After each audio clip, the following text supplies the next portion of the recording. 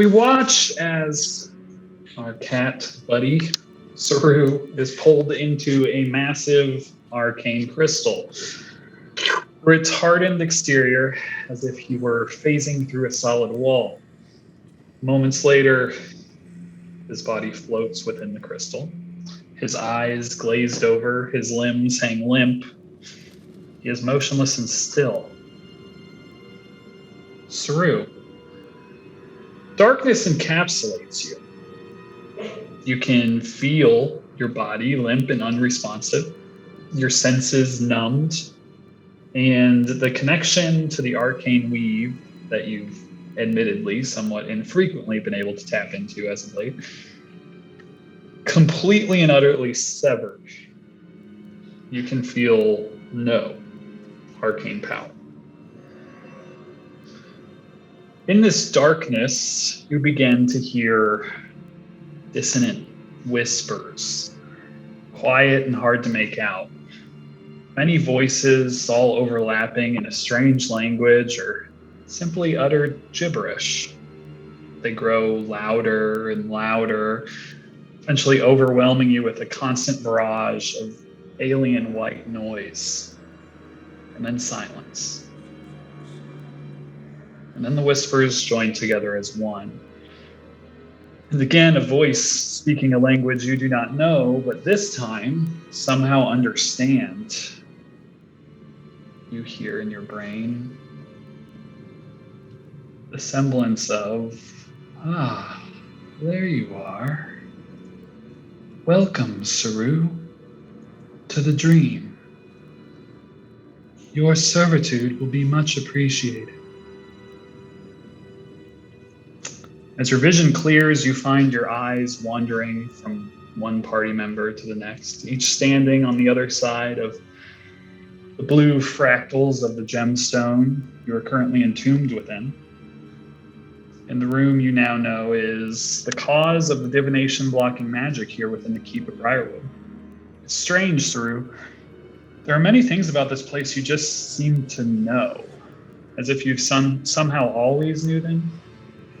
But why wouldn't you have said something about the Eulitharid working in the Ceramorphosis chamber before opening the doors, or that the beacons were guarding the high-value prisoners within the anti-magic teleportation room when your party first explored them? You can literally see Lucian and the others chained to the pillars of the chamber, and the crucified corpse of the Lord of Briarwood decorating the far wall.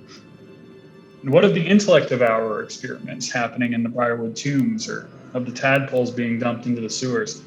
It all seems so strange to not think to say anything until now, when you can't say a word, when you're trapped inside this crystal. As your brain flashes through these strange memories you should not have, as if seeing these places beyond doors in this keep that you've not physically been through, as though you've walked beyond them. Your mind is suddenly halted, these memories shunted into the depths of your mind. Now, you need not wander too far. Let us focus. Then we switch from Saru, as you all stand in this large room. Massive floor-to-ceiling picture windows look out over the city of Briarwood. The sky is clearest blue and the sun shines down on the city. The view in the windows is spectacular from here. It feels almost as if the keep was perched atop a tall mountain above the city below. It's incredible what perspective can do.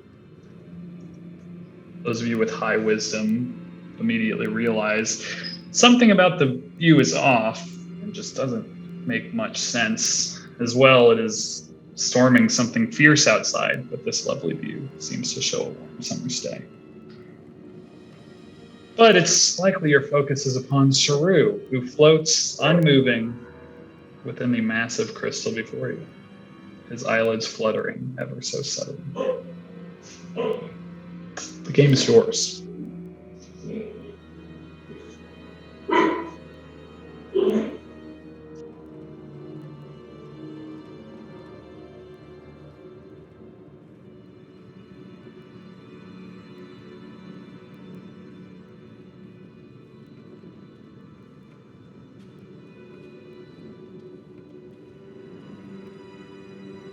Do I have the ability to speak or think? What's that? Do I have the ability to speak or think speak in this dream?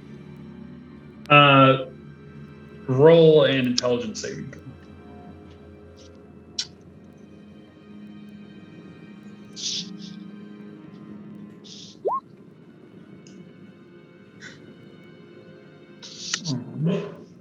Let me pull up a thing.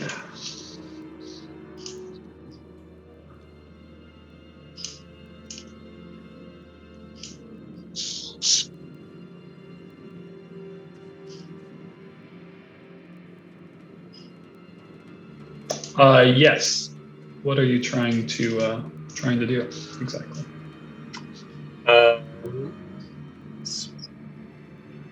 After ask about what the dream is, and then ask about, well, how do I see the entirety of Briarwood Keep, and is it being shown to me, or am I just somehow aware of it with the crystal? As you kind of reach out mentally, you can feel your mind begin to wander outside of the bounds of whatever almost prison-like state you're being held within. And you are basically able to see the keep around you. If you think of a room, you can see it as if you've been there. No answer comes immediately to you, but at the current moment, you can feel your mind currently free of bounds. It's almost as if you were in a video game and somehow were able to enter spectator mode or something. Like you're almost this like looking down upon yourself kind of situation. It's very jarring sensation that you're currently feeling. Nothing more. Am I able to actually focus into some of the rooms? Specifically you can where try. It looked like Lord Briarwood / Lucian were. You can certainly try. Roll another intelligence saving throw as you try to focus upon Lucian and Lord Briarwood. Go. As you feel your mind kind of start to wander and like start moving basically down like through the floor, you're kind of starting to meld. Something takes hold of you, and you can hear all these kind of whispers like come up, and basically you hear like a tisk tisk or an ah. And something begins kind of focusing in on your mind, and you can start to feel as your mind's it's almost as if it's being like pulled thin, and you can feel these other minds almost like joining you, and like you can hear all these voices in your head. It's kind of horrifying. And those of you just looking at the crystal, you just see Saru just hanging there in the middle of the crystal, his eyes maybe just slightly fluttering from time to time, but no movement. Nothing from Saru. Just trapped in a crystal. Refresh my memory, Boris's memory a little bit. How exactly did Saru get pulled into the crystal? Did he just touch it and then? It appeared that he just walked up and touched it, yeah. And then was just lapped up in there.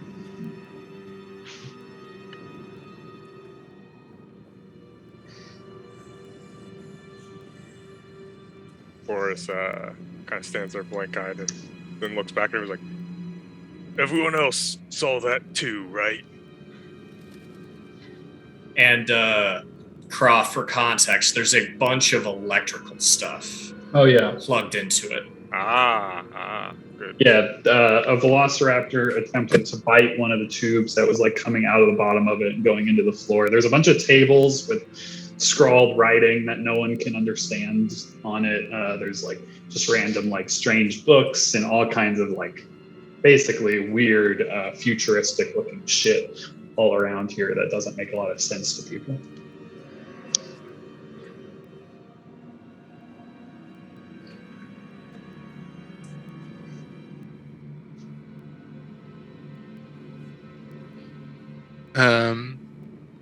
Can I do a check to kind of see if I can figure out how in the world he just phased through a crystal and how he might be able to get out?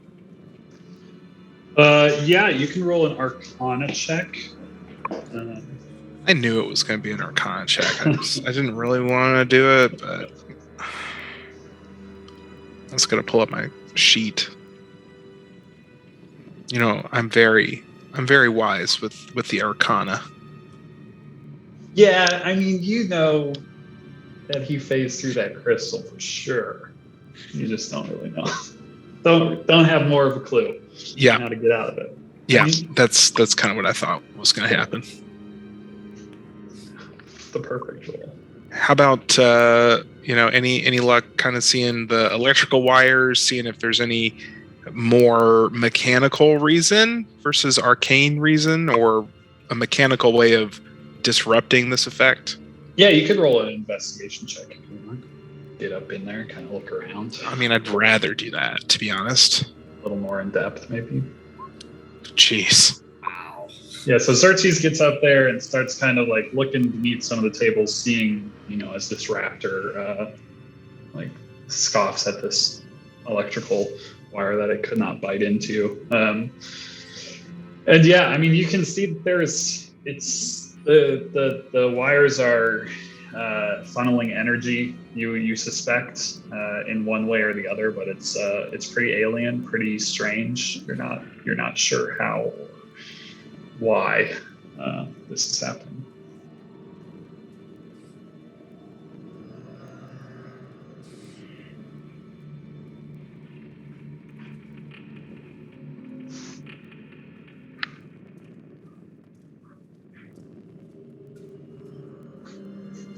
The disembodied voice of Anna thinks that going after the wires is probably the right idea. I don't know, someone's got a weapon more powerful, or maybe that wouldn't be conducive to electricity, but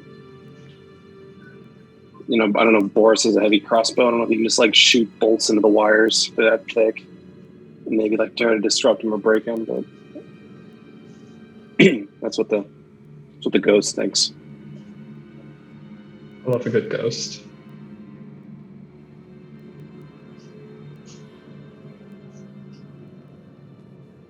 Well, if you say so, Spirit. I love what's happening with Boris now. He's really becoming his own dual personality type player character. Just seeing Xerxes, who you may be expected to hopefully have some sort of insight, just standing there gawking at it. Boris should just pull out his heavy crossbow and load it and fire it. Love it.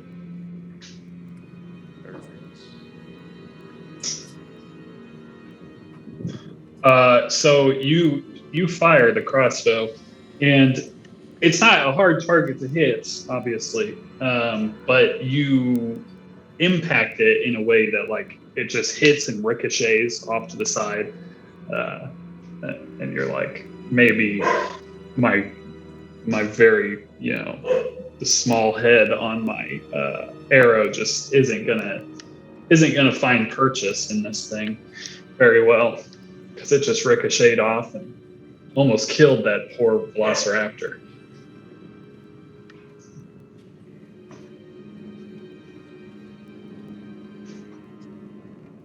Michael, can I do a perception check? Do I hear anything coming from this direction up here? Yeah, do roll a perception check.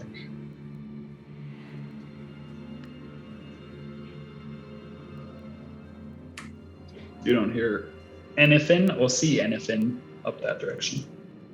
It's Kavan's entrance music coming in with his great axe to cut the wires. Dun, dun, dun. Wow, I think we both went the same well there. Let's see if that gets us the copyright infringement this week.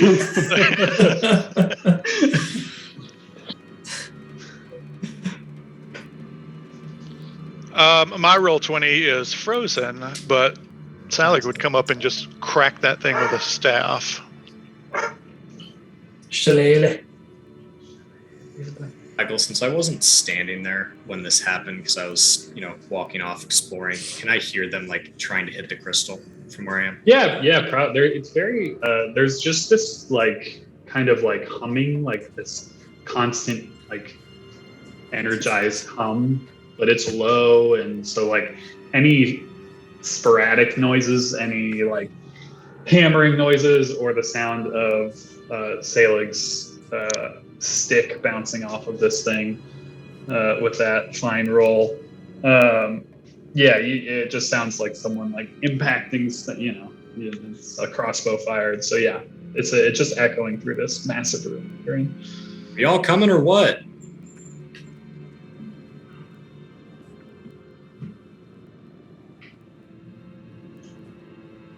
I was not there when this happened. That's why Steven is doing this, by the way, just for context. You would probably turn and kind of see that they are all kind of crowding that door still. I don't know if you can see. I can. From where there you are. Yeah, I can. You. What's going on? What happened?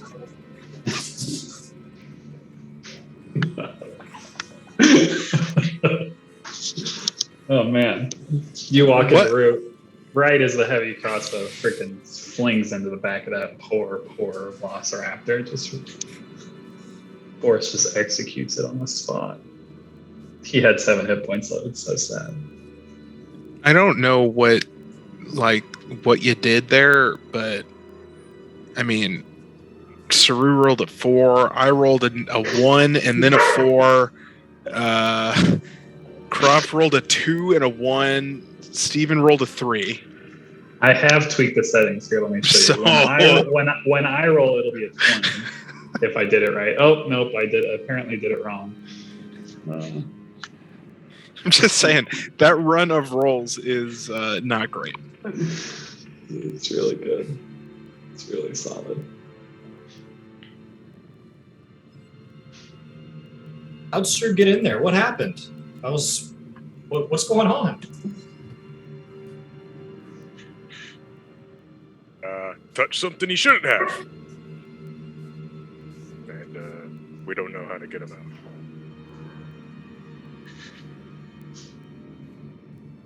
out. Can I do an Arcana check to see if I know what this crystal does? I believe those Arcana checks already happened. Did they? Okay. Last week. I believe. Could be mistaken. Sure.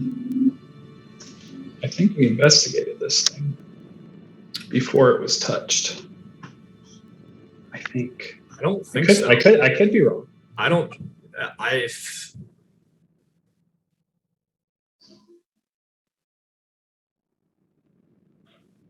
don't see any rolls.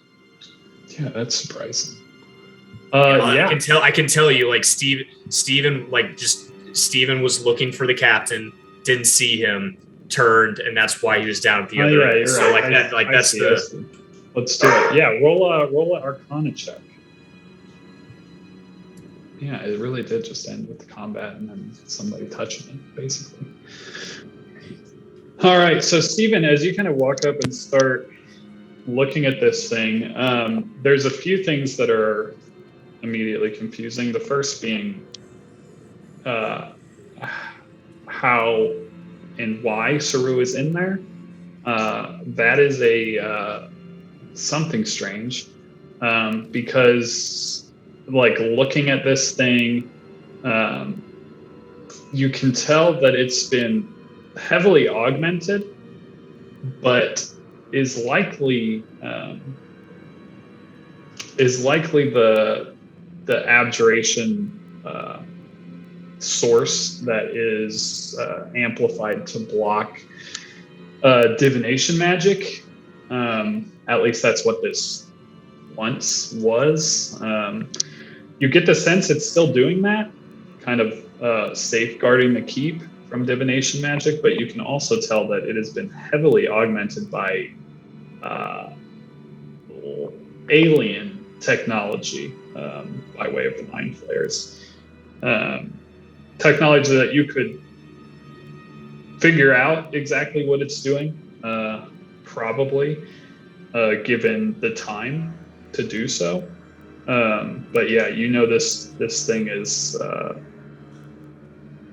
basically was is the force field of this place, blocking divination magic. The part of it that is confusing you still is how Saru is inside it and what that means exactly in its current state.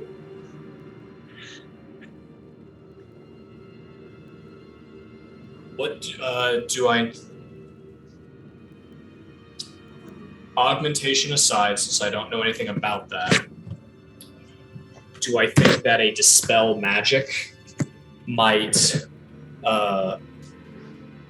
block whatever this thing is doing? Yeah, you, as far as you can tell, to basically stop the divination effect, or the divination blocking effect that this thing has on the keep. A dispel magic would likely work. Also, destroying it would likely work. Those would be the options to stop that. You're not 100% sure what would happen as far as Saru goes, because that side is literally very alien. But you don't necessarily believe he would be at imminent risk of like, if you dispel it, maybe he's stuck in there or something, but you don't think it would harm him. What about destroying it? Harder to judge. You could roll a you don't think the act would necessarily do it, but you get the sense that it's not the most stable, I guess, of ways. If like the energy within were to like leak out, if it, things, it being this, like, it could be a fragile thing where energy could escape in some way. Roll just a straight up intelligence check, or medicine possibly, I guess. It's the same. It's the same. So it's a +5 either way. Yes, just roll one of those. Yeah, you don't necessarily think that Saru would be in danger either way. Well,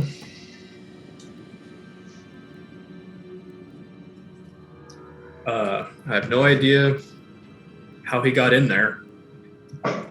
This is probably why I couldn't spy on the keep beforehand. Whether this has always been here or not, I don't know.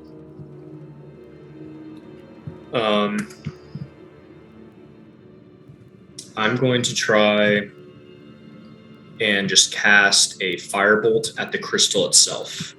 Okay.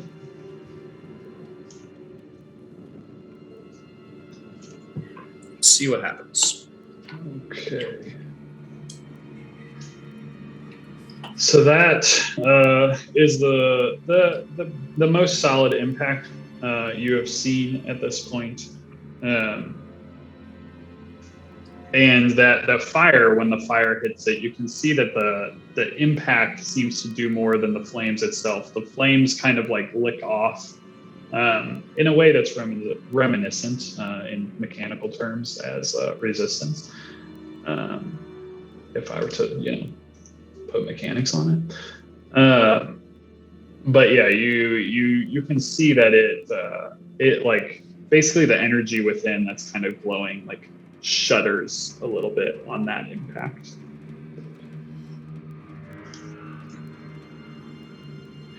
Something seemed to happen there. Something seemed to work. And there is a whole mess of like wires and tech attached to it, right? It's not like shutting out it doesn't feel like there's a surge protector somewhere that I could focus some energy on. No, it seems like hitting it's all this kind of like singular entity, for better or for worse.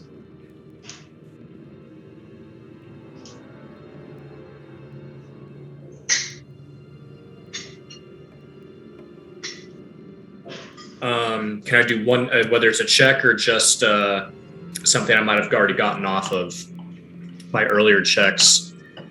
I imagine the magic here is pretty high level, right? That, like just mechanically, dispel magic, I'm having to roll really high, most likely.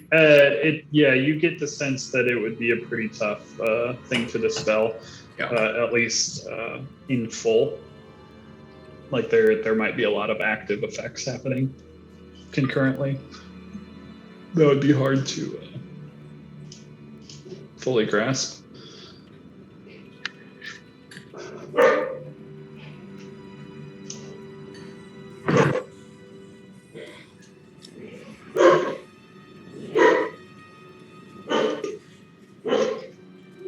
Well,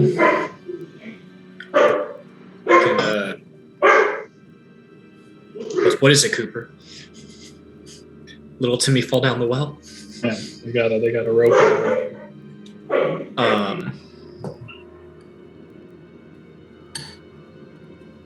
Well, we can try and destroy it.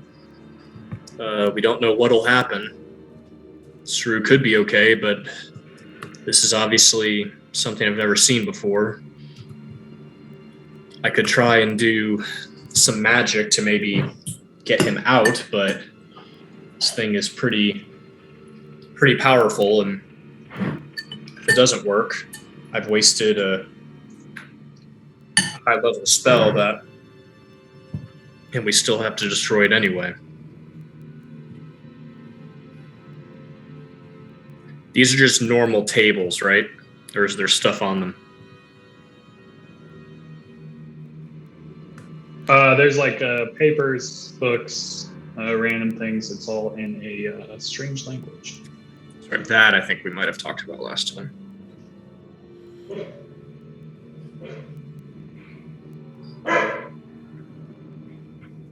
Anyone have any ideas? I could keep shooting crossbow bolts at it. Have we done the melee attack on any of the tethers yet? Nope. You might be the only one. You might be the only one with a melee weapon. Yeah, Boris has melee fists and tusks.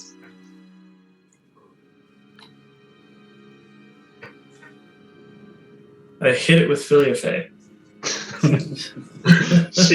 she halts your arm before you even. Don't you dare! Freezes in place. Why don't you all form a chain, all together?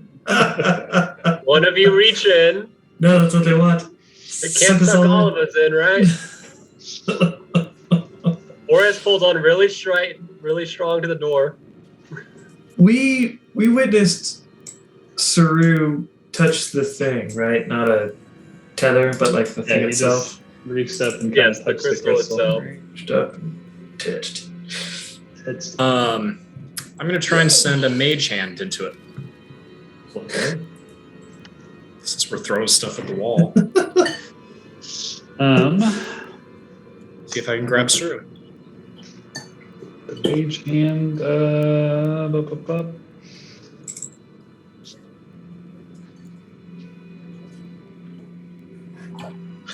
Yeah, it either, I don't know how a mage hand works. If it hits, can't stuff carry or if more it than- it passes can't. through things. It's got a 10-pound weight limit. But I can try and pull.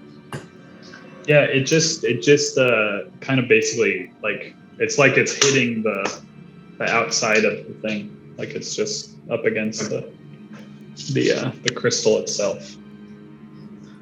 Just kind of gets stopped against the crystal, and then it magically gets sucked in, and your mage hand is gone forever. You've lost your cantrip. That'd be awesome. Nick, were you shooting the crystal or were you shooting the I'm gonna give a tether a whack. I would love to see it. I'd love it. Scared. I'm scared. I'm scared. Hey, the more time we take, the less time those raptors have. So I'm all for it. Are you actually doing it, Nick, or no? The old raptor clock is ticking, as they say. The world ender is on its way for those raptors. Can you describe where the tethers go to from the crystal? Yeah, they kind of are all kind of like coming out of like the lower portion, the bottom third, and all entering the floor.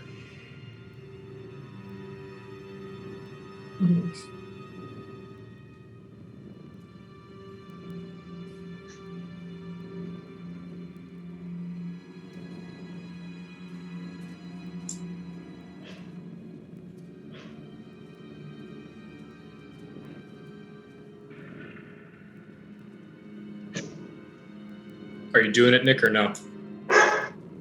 Did the shillelagh actually swing and hit this thing? He rolled a 2. It did. It just kind of bounced off as if someone were like hitting a basketball with a pipe, Okay. and the basketball was stuck in place.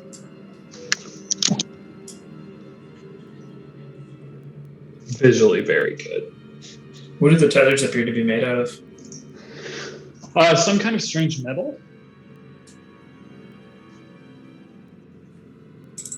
And there's like crystalline portions on them too. Like it's cool and sci-fi.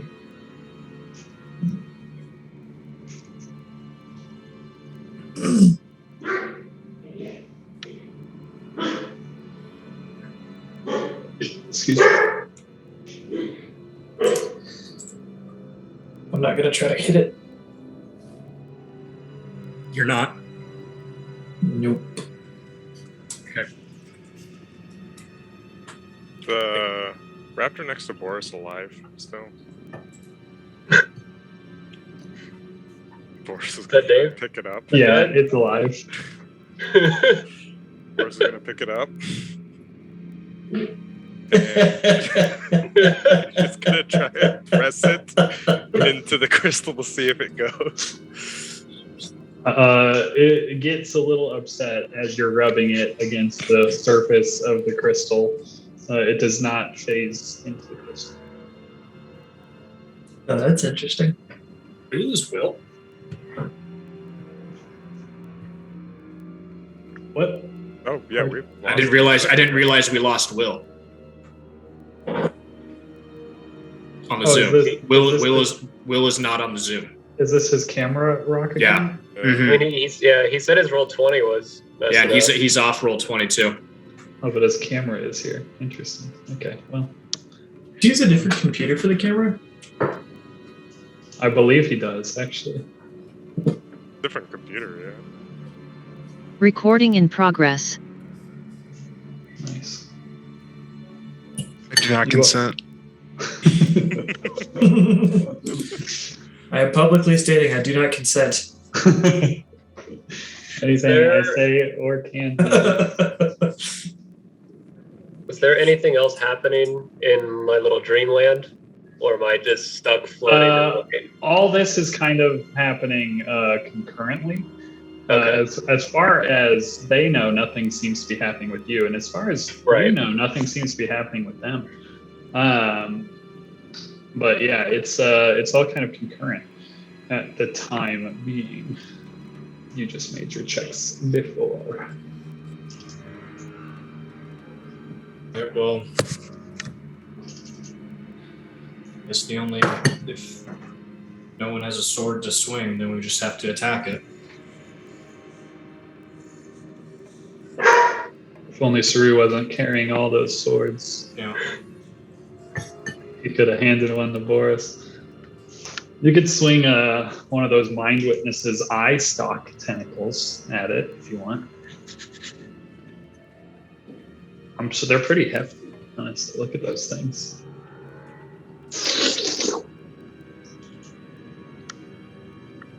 That's probably horrifying to Will. He just saw Mind Witness pop up on the big screen without any reference point. All right, I'm gonna try dispelling magic at the 3rd level. Love to see it. All right.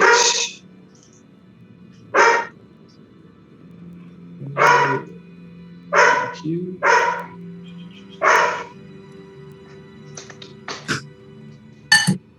And I have. And I'm specifically trying to,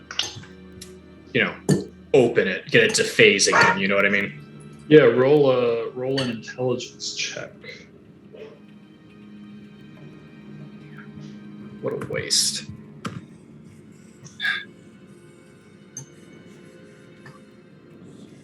All right. So as you focus on this thing and start the process of dispelling it, you can see it start to flicker a bit.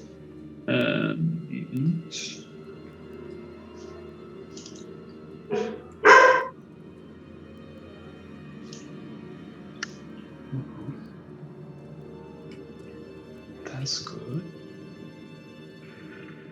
What is your thing?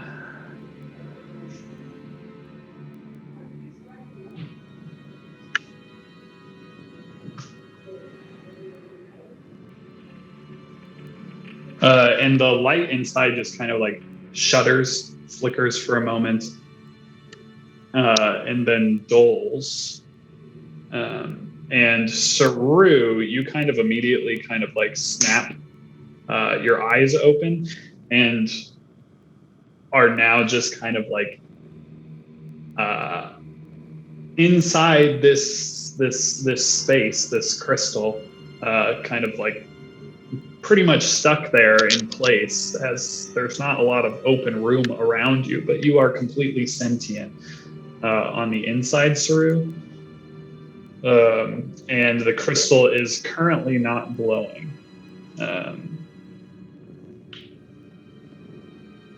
Currently, it seems that it is suppressed. The hum, however, the electrical hum is still constant. You can still hear this but yeah, Saru, you are back to your senses. There is this part that is important for you, Saru. As you shake awake in there, you are aware of what just occurred to you. You know you've been sucked into this crystal, and you know that there's been some sort of strange psychic link that has happened in your mind. You are aware of this link, which is still happening.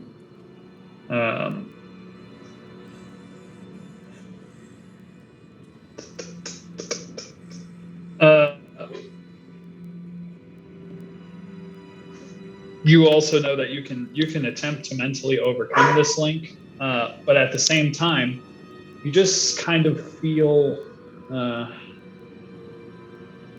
some strange sense of like at ease with it. Like it's there's some kind of strange calming presence in your brain. And that's kind of where you're at, although you are currently stuck in the crystal. So who's to say how at ease you're feeling?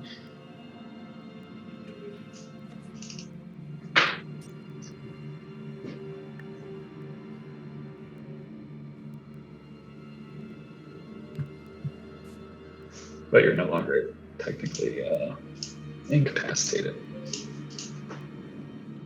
Cool. Am I still floating, or do I fall? Yeah, you're just kind of floating there. Still. Can I swim to a side? You find that you're unable to really move. Okay. Like you're like basically like in place. You can move your limbs, and you all see that Saru is like awake in there. But yeah, it's just like you're still feeling like anchored like in this spot, as if like there's no gravity affecting you, or some strange sense of gravity affecting you, keeping you in this spot. Can I push myself sideways with like a sword against the inside wall? I love it. Or Sure. rapier? Absolutely. Saru pulls a rapier out and starts trying to use it to like re-angle himself. He's doing And- acrobatics. Can I see anything on the floor of the crystal where those wires connect? Make a perception check.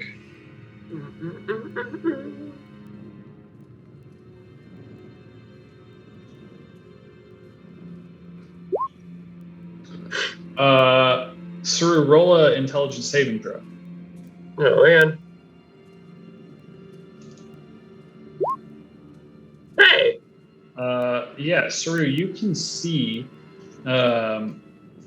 basically like down into these wires, and you can basically feel this hum that is like, you get the sense that the magic like around this area is being like pulled down. You can almost like see it happening. Like you can see these little strands of energy that maybe just because you're in this thing, that you can like almost like see this weird warbling of the weave just being like pulled down into those basically into those tubes that are going beneath you. And in that moment when you're looking, there is this voice in the back of your head that is like telling you, trying to tell you, like, don't mind that, like, don't worry about that. And you're able to kind of like push it away and see kind of all that is down there. And maybe you can worry about it. It's unable to make you not.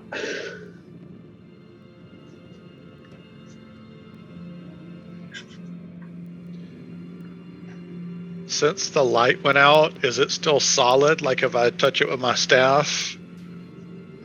Yeah, it is still solid.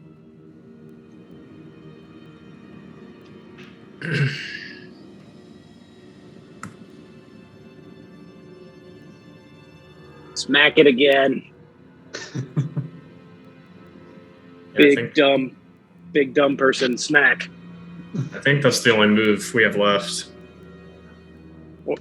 My two advices were to smack it or have Bartlett stab the wires down there. Although you might have a more magical solution. Yeah, as far as the people not stuck in the crystal, I think we're down to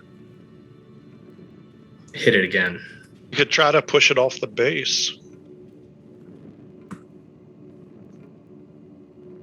That would mean touching it. Yeah.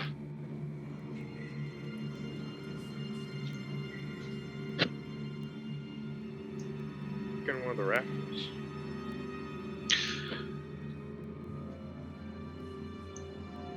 I don't know that the raptors have the strength to push it off. Well, it is hollow, I guess. When you were gone, I pushed one against it. Oh yeah. One of the raptors was pushed against the crystal and did not phase into it. This was while the crystal was active. Yeah, there is a horde of them. They also have tongue. Yeah, we'll have one of them take a run and leap into it. Love it. Make a strength check with the raptor. Or athletics if they have it. Let me pull up. They obviously have athletics. That is an Nice. unmacroed check there, Michael. Strength, yeah. That's solid. -2 to strength for the raptor. Oh, okay.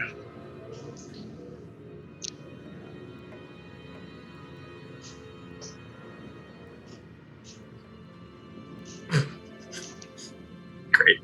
It's exactly as you imagine. Like a bird hitting a window. The raptor kind of bounces off the wall. But he is not phased through. Saru, you hear echo as the raptor hits. Fish tank. Then scrapes down the front of it. You get a view of a raptor like this against the... It slides down. As it slides down. I want to do two things. Great. I want to dump out a water skin Okay. and see what happens. I love the idea of that.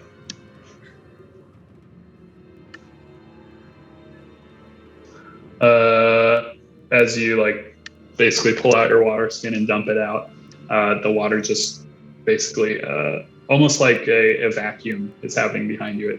It just kind of sucks it in, and it disappears down below. Okay. I'm going to pull the blue robes that I'm wearing, pull those off, and try to block the pipes at the bottom. Or at least just stuff it.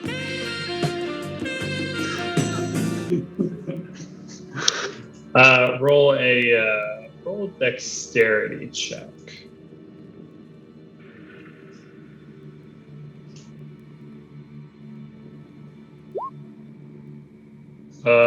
You start kind of getting them down there, and then you have to kind of use your rapier to start kind of pushing it down, and there is this basically intensity to the hum as you seem to cause some sort of blockage, and you almost start to just ever so slightly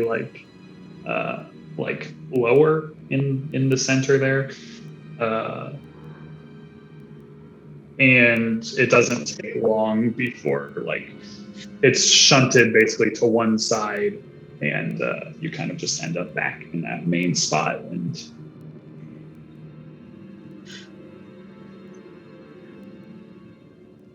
Getting delirious. He's trying to strip. Let's get him out. Yeah, I'm gonna cast a firebolt. Oh, okay. Also, I see someone hits it. It's confusing because it says glint. I love it. Let me see if I can. It's perfect.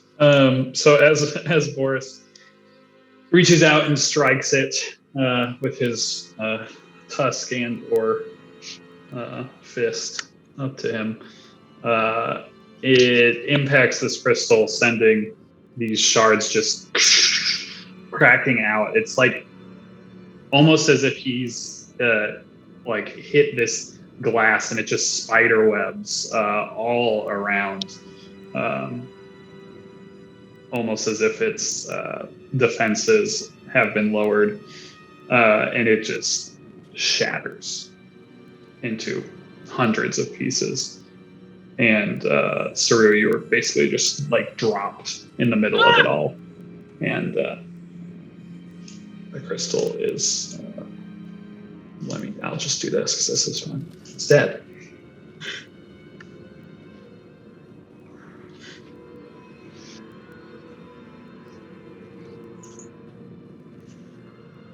The hum also ceases as Saru stands up in the middle of all the glass. Steven's firebolt just like a second too late to impact, and it burns some of the glass up like candy. Just kind of melts as it shatters to the floor, and a hot molten blob of glass lands on Saru's kneecap, burning the fur away. Hey, Boris? You look like you're really struggling in there. I mean, I was floating, couldn't move. Kind of a problem. It's like it was siphoning away all the magic from the crystal, something like that.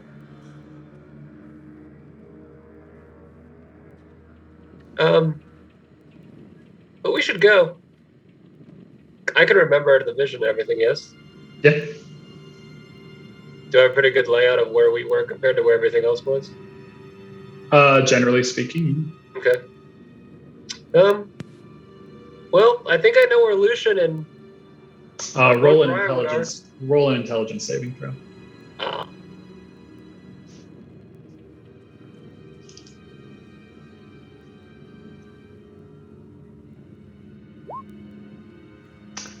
Yeah, don't worry about telling them about them. Okay. Yeah. That's what you hear in your brain. Like, don't worry about it. They don't need to know about them. You wouldn't understand.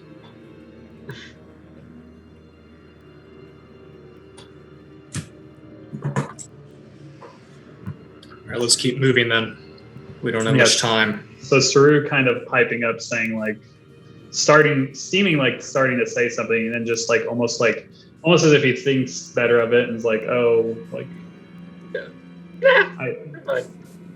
no, you know where things are, you have a general layout, but for some reason, like that thought of Lucian and Lord Briarwood just kind of like seems unimportant. So can I just not talk about it? But like if I wanted to go to that location, I could, or Possibly. that entire don't worry about that thought is like, don't go there, don't talk about it.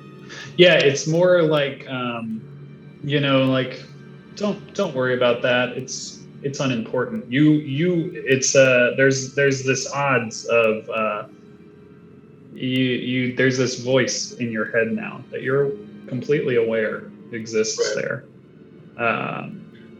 and it's telling you things and telling you as you start to think about this stuff that you saw, that you know of. It's like, don't worry about that. Like that's unimportant right now. You as Saru, basically accept not to talk about that, but you as Saru also know like that this voice is present and that you could try to overcome the voice if you wanted to and get rid of it. But you also know like maybe the voice is trying to help me. I don't know. Like so that's something that you as the player have to decide. Okay. That's just what how much you want to contest it.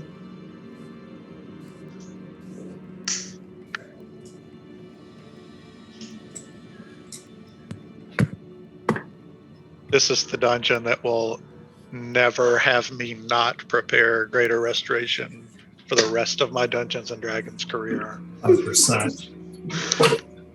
A full cleric party, all with optimized spell selection, so everyone has all of the cleric spells prepared in one way or another. Meta Magic Greater Restoration.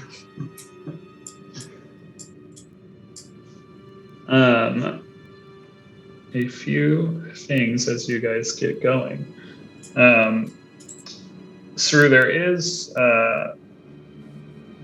basically one voice or one memory that continues to kind of like flash in front of your eyes as you start walking. That memory is best described as the path to the master.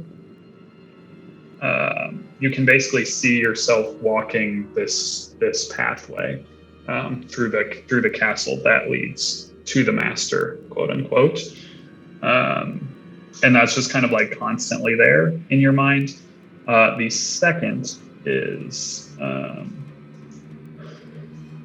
as the army of velociraptors starts moving off with you. There is a flash of light from the south, and a kind of like arcane sphere begins to appear, and in the center of that arcane sphere is a humanoid figure, and someone appears to be teleporting into the room, and that is where we will pick up after our 8-10 break. A flash of light occurs as if someone were teleporting into the room. To the south happens.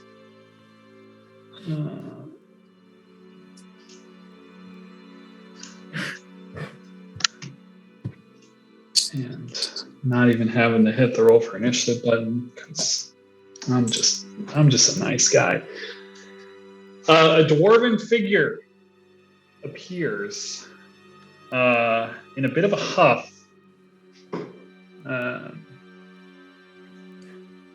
As you all like kind of turn around to see this, basically this teleportation happen to the south of you. And Kalik Everrock is standing there, immediately looking at him. He is battered and bloody, his clothes kind of ripped and torn, and he is absolutely soaking wet. And he looks up to you all, takes in the magnificent pack of raptors that is trotting behind you, and starts walking in your general direction,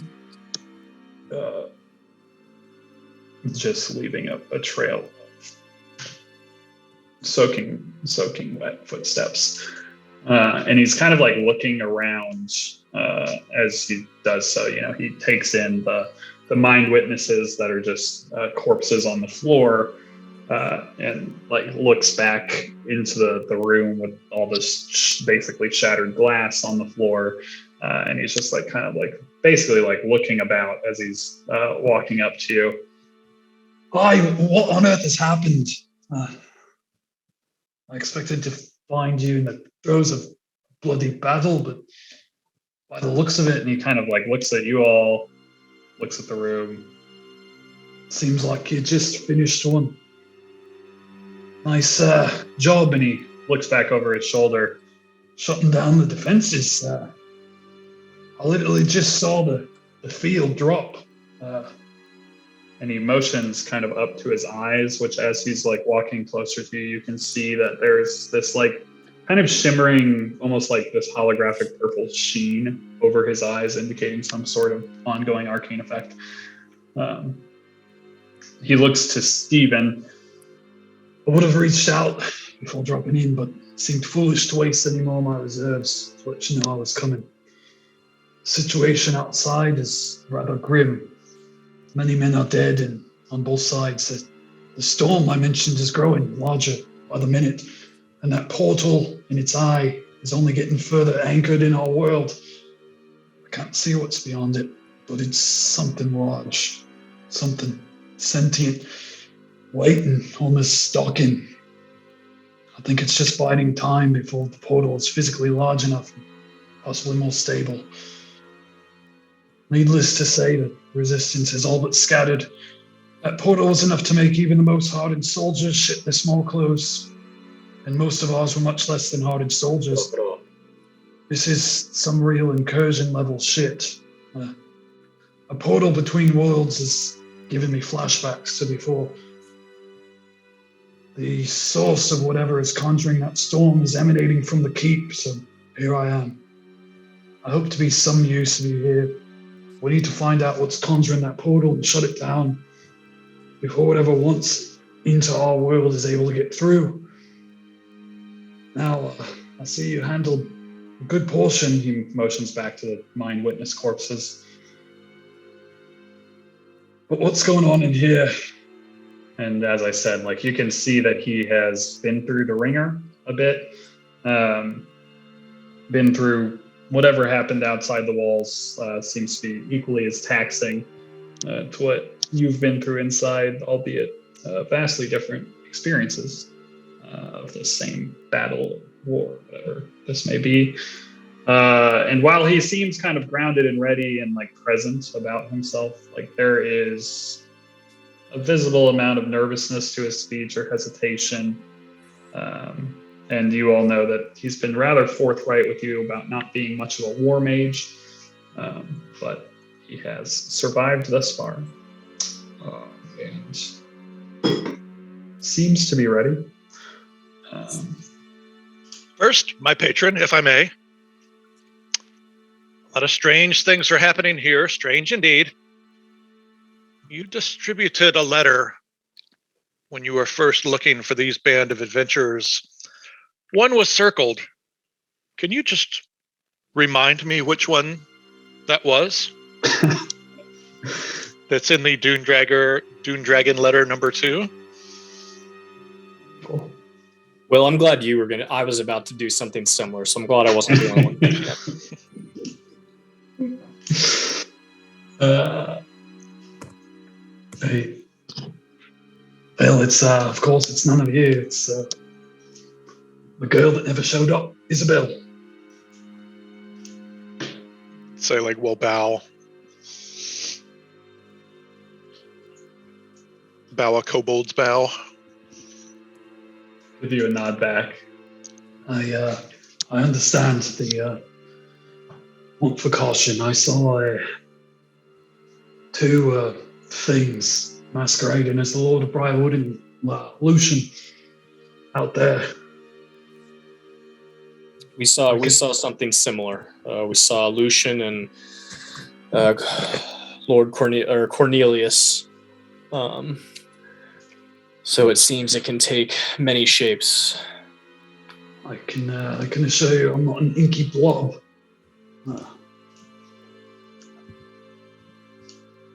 But full-blooded dwarf. Very well, then we need to hurry.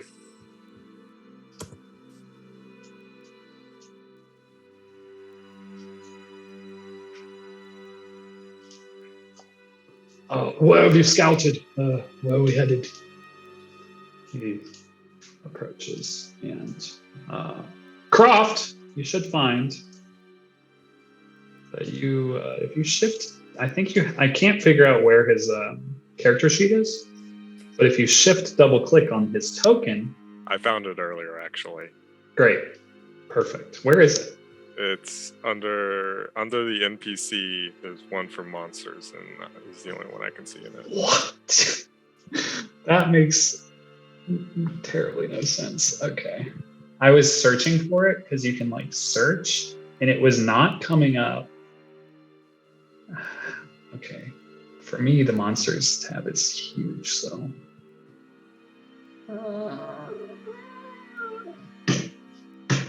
Is it under his name? Yeah. Why can't I find it? Starts with a K. Yeah, there's nothing in K. Okay, well, I'm glad you have access to it because I can only shift double click it to bring it up. So, cool. I probably have to reset it. So weird. Became. So weird. I guess now that Croft's taken over, I don't need to tell him where we've scouted. Boom, bing, bop. Boom. All right. Do you have a visual through his token now? Croft? Yeah. Great. Yeah, I can move it. Sweet. He has 2 greater healing potions on him. One that he was intending to take, but after teleporting in and seeing you guys are also possibly in need, he is willing to share. So it's up to you all. But yeah, I mean, he's also bloody. I was gonna say he's bloodied, so it seems like that would be an appropriate use of a potion. Can you see his bar now? It should be. Yeah, I can see it. So. Lovely. How did he know where to teleport to? You asked him that? I would, yes. And he indicates to you that first he indicates that he was able to see as an abjuration shield dropped, and then he literally scryed on your position. Okay. And yeah, Croft, he is under the effects of a few things already. He is under the effects of Mind Blank. And Mage armor? Mage armor and True Seeing. Okay. Yeah, so he's kind of self-buffed.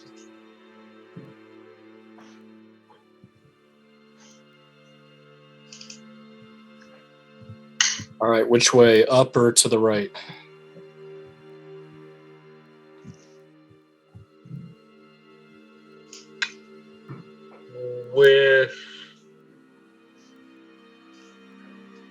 Which direction would I want to go?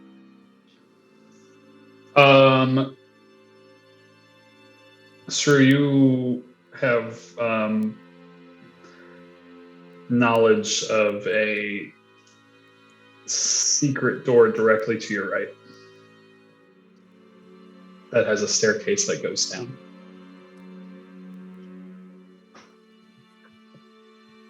Maybe try down here first, since we're already kind of here. And if we don't find anything, we can go Just gonna up. ping. You're saying the hallway, Bartlett?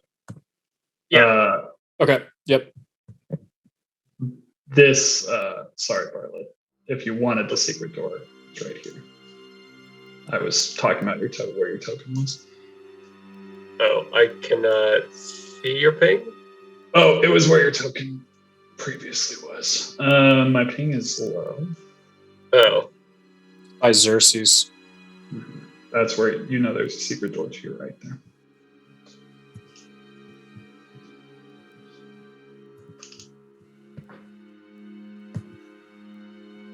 Do you guys think there might be like some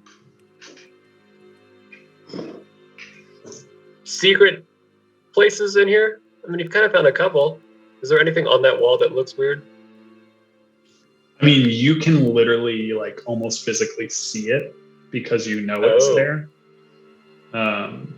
Like there's like a basically imperceptible seam in the wall, but because you physically know it's there, almost as if you've been through it before, it's like you can see the magical bookcase that spins around, because you've been through it. But no one else would know that unless they were to use like a wand of secrets or investigate it or whatever.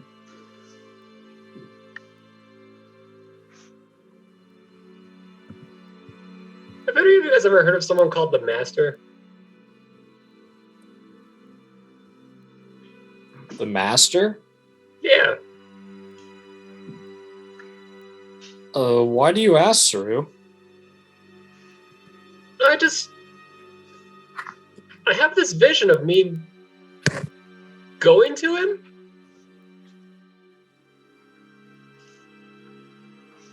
Or it. And I can see there's a door right here. But push it? Yeah, Saru Okay. reaches out, like as he's saying this, like I can see there's a door right here, and like his hand goes to this like basically perfect and imperceptible portion of the wall, like pushes it in, and then like slides this door very nonchalantly out of the way. Oh, what is this? Oh, wow. Okay. I have to We'll try, ask Xerxes try this. if Saru can always do these sorts of things. Is this normal for this dude? Can you see through there? Yeah. Okay, bounce your token to the other side. Can you? No, I cannot go through that. Oh, damn. Wait, now I can? Oh, did Can you you- move that? Yeah. Can Xerxes? This is just I'm testing role playing now. Xerxes, can you see? Can you see Saru? And Saru, you can't see Xerxes. I cannot see anything to the left. How cool. Okay. It gave it like when I clicked on the wall, it gave me the option if I wanted to turn it into a one-way wall. Oh, So that's fun. All right. Good to know. Okay. Xerxes would I'm just trying respond to fix it now. he'd respond to Salig's question. To be honest with you, Salig, anything's possible with this guy. You never really know what's going to happen next. I've How did you deleted know the one-way wall. But how did you know the door was right there, Saru? I can see it. Like it's just I don't know. It's just there. Like you'd see any other door. And I guess I have these. I have this vision. When did you start having this vision? You always Since had the this crystal? vision? In the crystal? Since the crystal? Seems to be anyway. I mean, I don't know. I didn't really look this way before, but it's there now. So the thoughts about the master just started happening since you were in the crystal. Yeah. Yeah, that's not a good. That doesn't sound good, Saru. That sounds like what happened to us last night or when we were in Mountain Heart. But if I know how to get there, we could go and take care of things right here.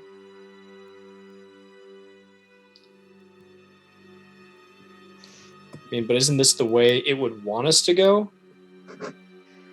I don't know. Maybe.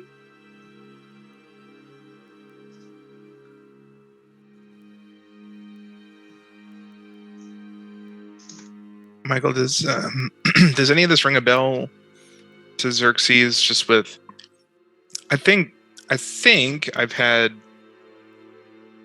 things in my mind twice, if I remember right.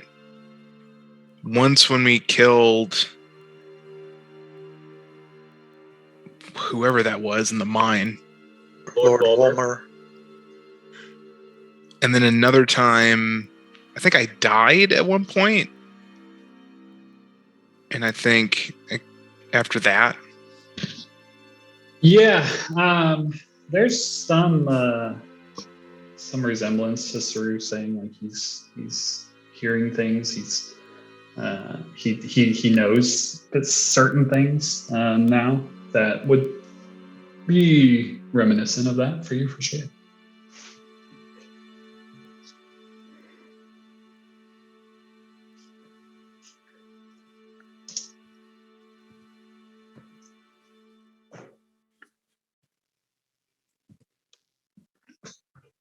Am I the only one who's concerned about this?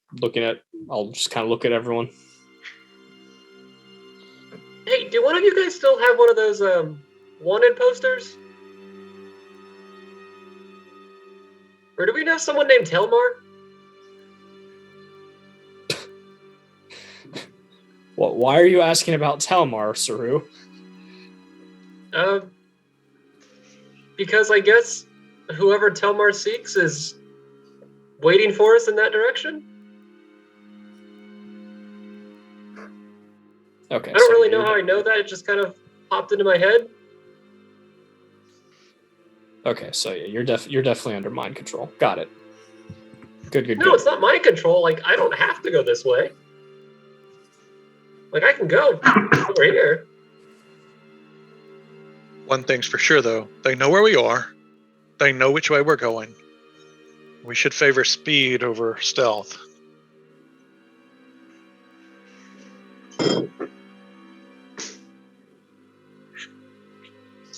Salik jumps on the back of one of his raptors. They're not that big, right? Jumps on the back of Doug. The Salik's not that big either, right? They're like, Yeah, but when they all work together, they form a bigger raptor. So like 8 of them like a equal a mass- small Tyrannosaurus. These are Jurassic Park-sized velociraptors, Doug is a gargantuan creature. the size of the Utah raptor. It's just harvesting all that XP. I'm Yeah, just Steven, you're begging not wrong. for one of you youngsters to make a Dinobot reference. What's Dinobot? Oh. Power Rangers, right? It's like Power Rangers, but not. No, Transformers, but not. Transformers, but not. Yeah. Oh, see, Transformers was in the 80s. We're children of the 90s. I know it.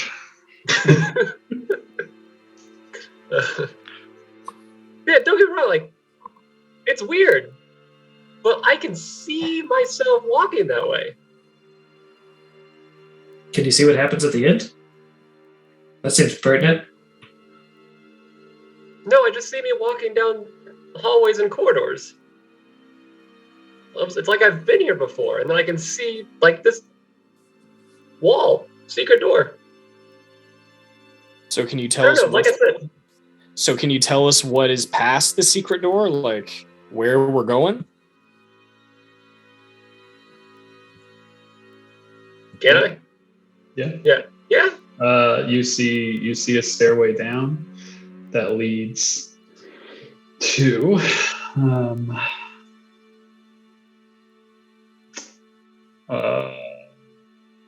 a small door that leads to a very tight single file corridor that eventually leads to another secret door, which opens up into the one of the long hallways of which you had the two front fight into.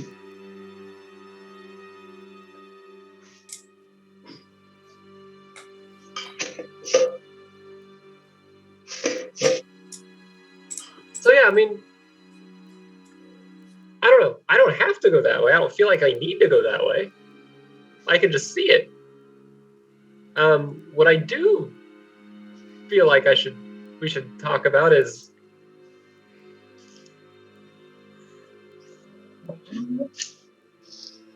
and he kind of like tilts his head away, winces a little bit, Yeah, just that. and Feel like we should talk about what? I don't know. I guess like I can't. I don't know. It's weird. It's like my train of thought just went away. Don't think of it.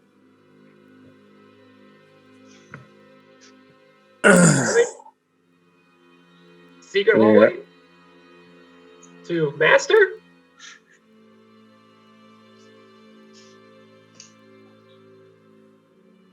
By the way, who's Telmar? I'm Telmar, Saru. You knew that. I don't think so. Yeah, because it was on the wanted poster. I didn't read those. Good. Good. Yeah, Steven Those Telmar were fake Gallagher. anyway. Like those were fake anyway. They could be anybody. Does he Fake always news, talk I like like this?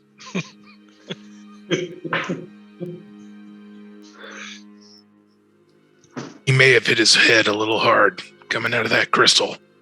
Well, you did shatter it with me inside it. How I'm else not were we entirely supposed sure to we get had a you out? choice. I don't know. I was working on stuff.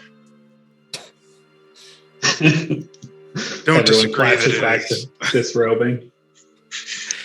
I don't disagree that it's disconcerting, and it's obvious that Saru is acting weird or weirder than usual.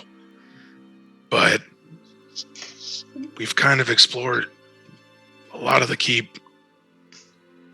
Secret doors are usually secret for a reason, and I wouldn't assume that it's because you're trying to lure someone into a trap. This is the most direct route to who's behind all this. We should take it and end it.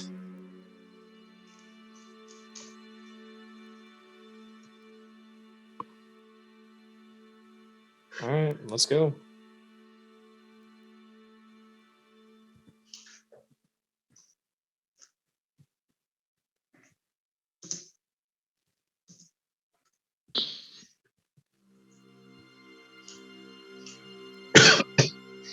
We're going down. Yeah, with Saru pointing the way. I'll have you line up just like east to west, though, in a single file. It'll be a lot easier for me.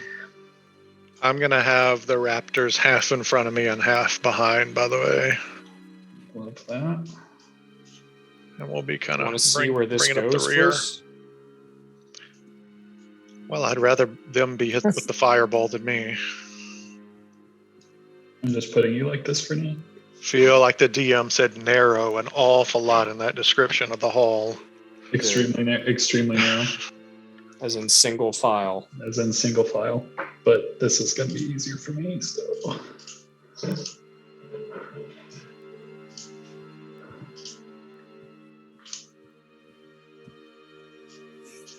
Alright.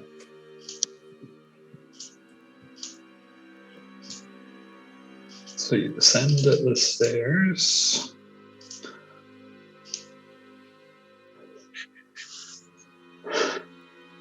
Theater of the mind for a moment. You descend a staircase much tighter than those before it. Eventually, getting to the bottom, it's kind of a long stairway. The previous stairway that you came up had like a curve in the path, a right turn, basically. This one comes to a door at the bottom, a small door that is ajar. That Saru will tell you leads to basically a small, just like foyer, and then a very tight, like hallway.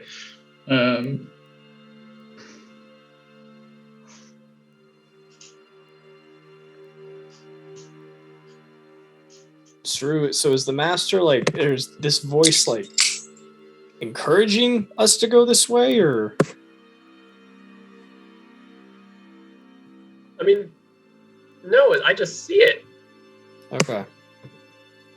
The only thing the voice said was, tell Mar that who he seeks is waiting.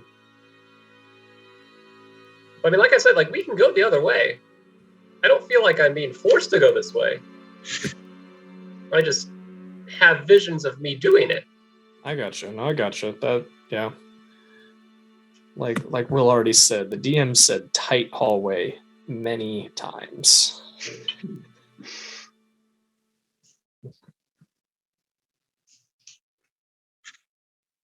It would be a little odd if a secret path was like the Lincoln Tunnel. Obviously, but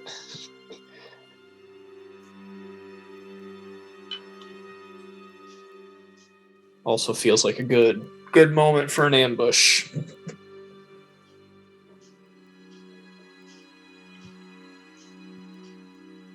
I mean, you want me to go first?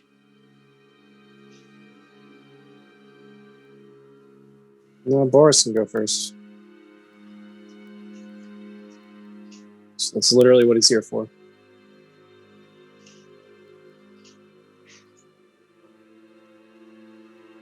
Right. Oh God. You're on the map twice.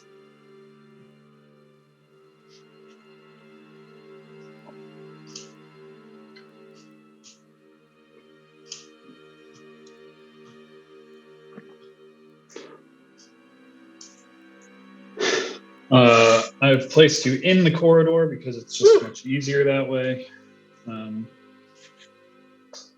You came out of a doorway down by Selig at the south, Saru, but he doesn't necessarily have to be in front, just currently. In the north is in the front of said corridor. Saru, you know that this corridor goes straight to a right turn where it comes out a secret door that leads into the hallway of which you had a battle earlier. Well, Yep. earlier I think Saru's like narrating this. He's like, this is a hallway, and as we approach, there's going to be a right turn. There'll be another secret door, and it'll come out. Like, just preemptively telling everybody what's coming up.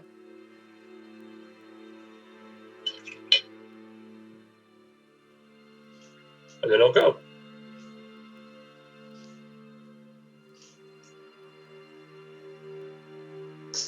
We going? Yeah.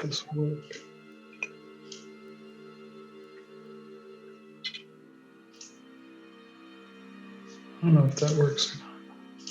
Do I need to move, or do you want to just move all of us? No, yeah, you can. I can't move you through this corridor. It's like Oh. such a fucking pain in the ass.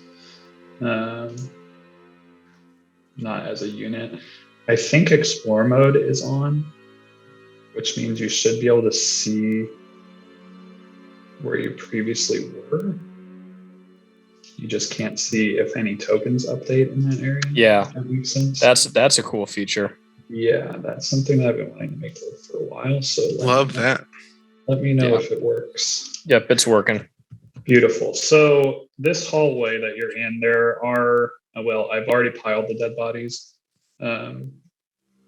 but there are dead bodies basically in blood in all the works. Basically, where you guys exit this secret door here, and you recognize this area as the area where the group snuck up on you from the south, and the next room over here as the area where Arthur and like the rest of the group where Steven and Boris were in the hallway too that you're currently in. Saru, from here you visually can like weirdly third person see yourself walking through. I'm gonna because it's a lot easier. Like through this doorway, through here, and through the chamber where you fought Cornelius, And Lucian. like past the chamber to the south that you just in your mind refer to as the Ceramorphosis chamber, and down into the dungeons past where you put Glint. Like you just see yourself doing this, like out of body experience. And you can every once in a while you hear these kind of whispers just kind of like pick up in the back of your head, and every once in a while you get this creepy sense like this ain't good, this connection. But then like shortly after it's like it's fine. Like don't worry about it, it's fine. Yeah. But that's what your brain sees. He's basically, so I see myself walking by where we left Glint, all the way down there in those prison cells, I guess. Steven, do you know how to block off someone's brain? How to what? Block off someone's brain? Lock off? Tune out weird voices? I keep getting this weird feeling, and it's like bad at first, but then it's good. I'll look at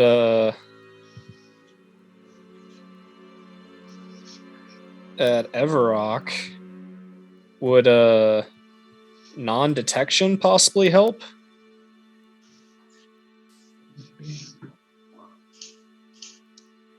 Not spell prepared at the moment.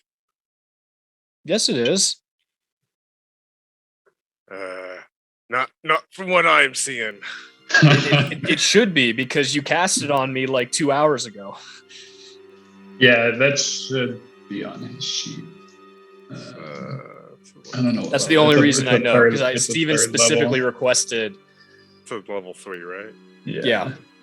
He should have that spell. It might not be on that sheet because that sheet, like I said, broke and I couldn't get back into it, and I still can't find it. So if it's not there, he does have it. I don't know if he does have level 3. He should have level 3 stuff. He does.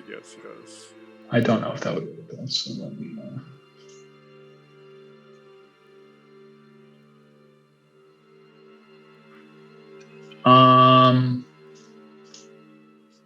Without knowing the exact extent, he wouldn't know if that would work or not. Like, he knows it hides you from divination magic, but voices in your head doesn't necessarily always mean divination.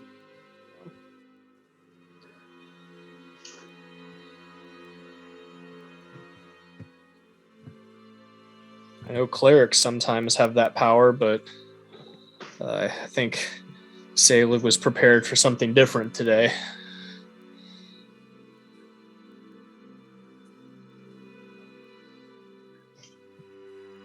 Oh, that's fine. I mean, I'm trying to kind of kick the voices out,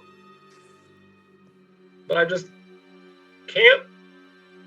I say voices, not really voices. They don't say anything. Sir, are you trying to overcome the voices mentally?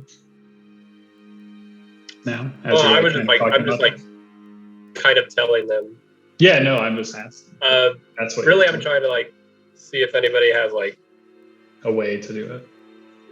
Something to give me advantage on like intelligence checks or something. I guess. Just give me a second. And you're just gonna go and kind of sit down for a second. I'm just gonna close his eyes. And he's going to try. We need to roll. Okay.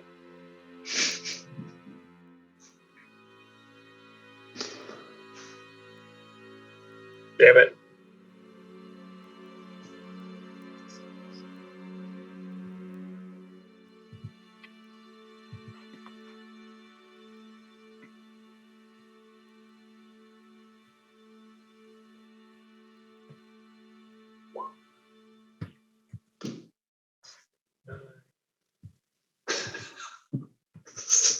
It's fun.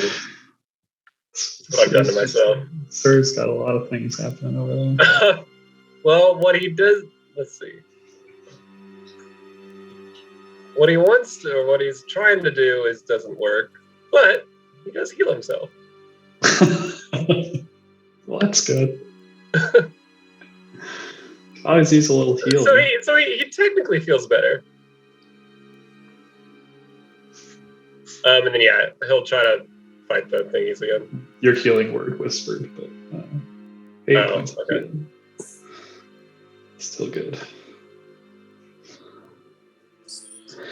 You do attempt to fight it.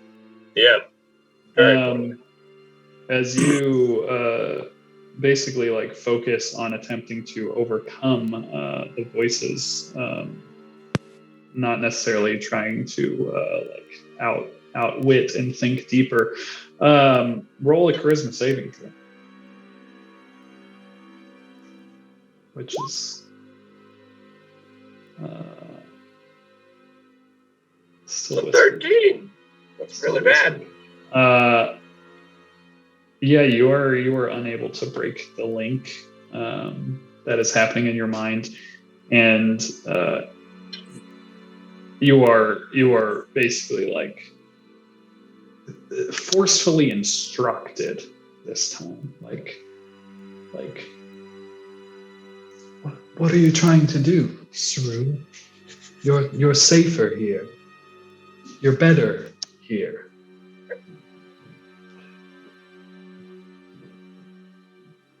And that's all. Safer or better about this place. Speaking mentally about your mental state of being. Look, Kind of done. there's a old saying amongst us blood hunters. Either run to the voice going in your head, or you run as far fucking away as possible. So we either go down this path and just see, but probably walk into a trap either way. So I say lead us on, Saru, and we'll just... Well, I can punch whatever's bothering you. That's my whole strategy. That'd be great. Lead the way then. We'll make our way to Glint. Or where Glint was. You. Beautiful. I'm gonna bunch you up again because it's much easier this way.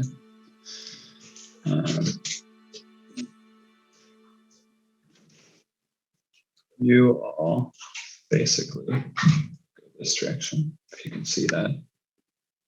Hi, Koopa. Here. And following Saru's lead, we'll enter the next room over and eventually descend the stairs here. This is a very long descent. As you remember before, there are multiple switchbacks in said descent. You see no signs of life as you're going this direction, other than the dead corpses that have been left from the beacons that you have slayed, or the brain golems in the previous room. But it looks as though it did when you left it. Once you get to the bottom of the stairs here, which is this room here,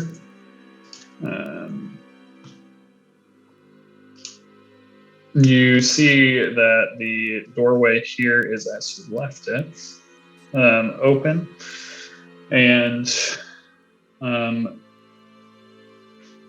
to what most people would see as a kind of maze of hallways and cells before you. Saru, there is a path, and there's a path in your brain, and the voices or your memories or whatever they may be kind of easily show you through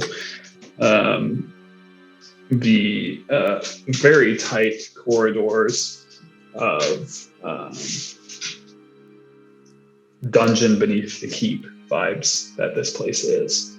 Come here, boy. There are dogs barking in the background. And just as before, these cells hold corpses, and you make your way to where you left Glint, his corpse just kind of still as you left it, just kind of leaning against that back wall in the cell, unmoving, unthinking, his intellect devoured.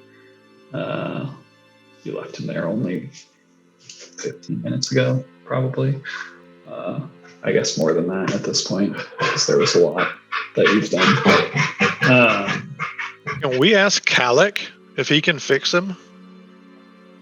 You can certainly ask Kalik if you can fix him.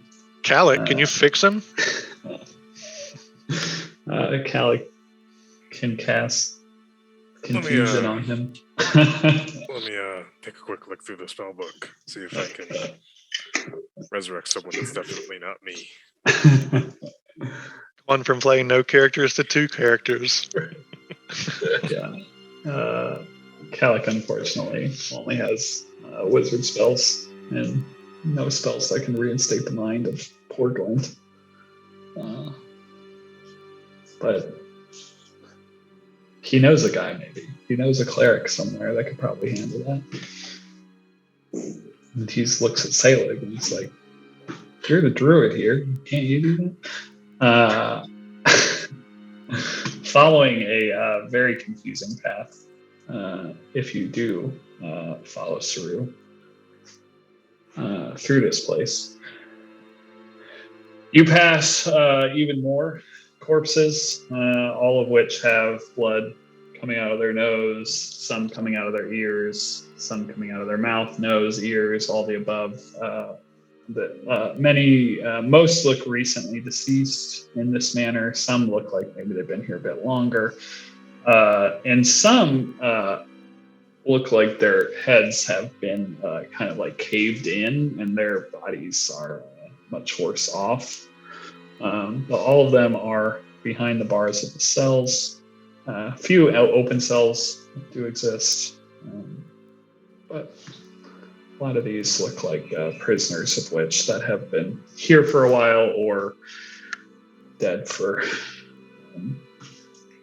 sometime in the last 12 hours.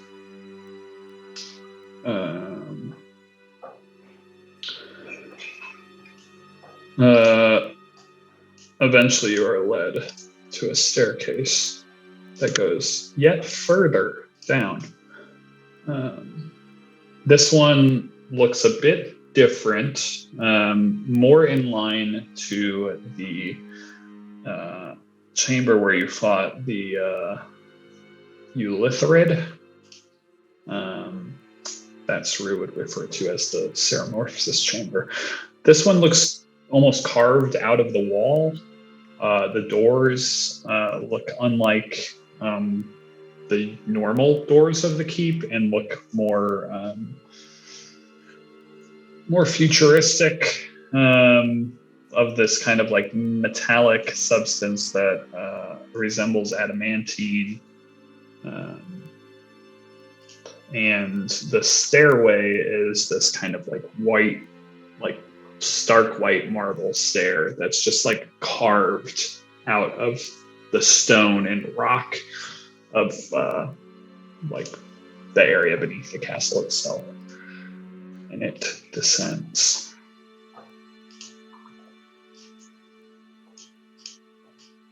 Yet further. Why are they doing that?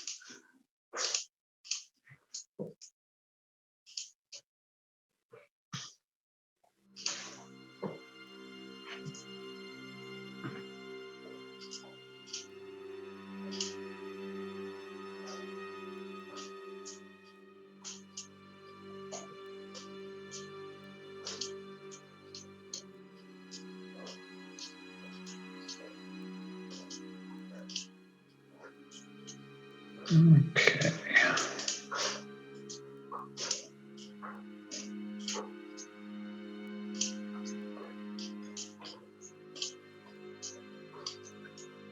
There we go.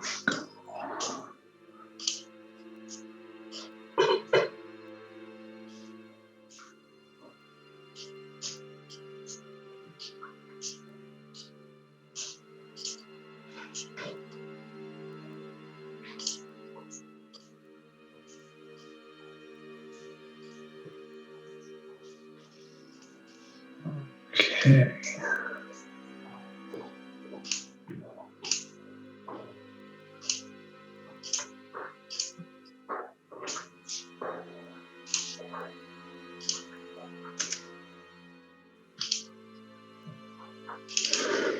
The hallway terminates at a door, one of which is very familiar to party members that existed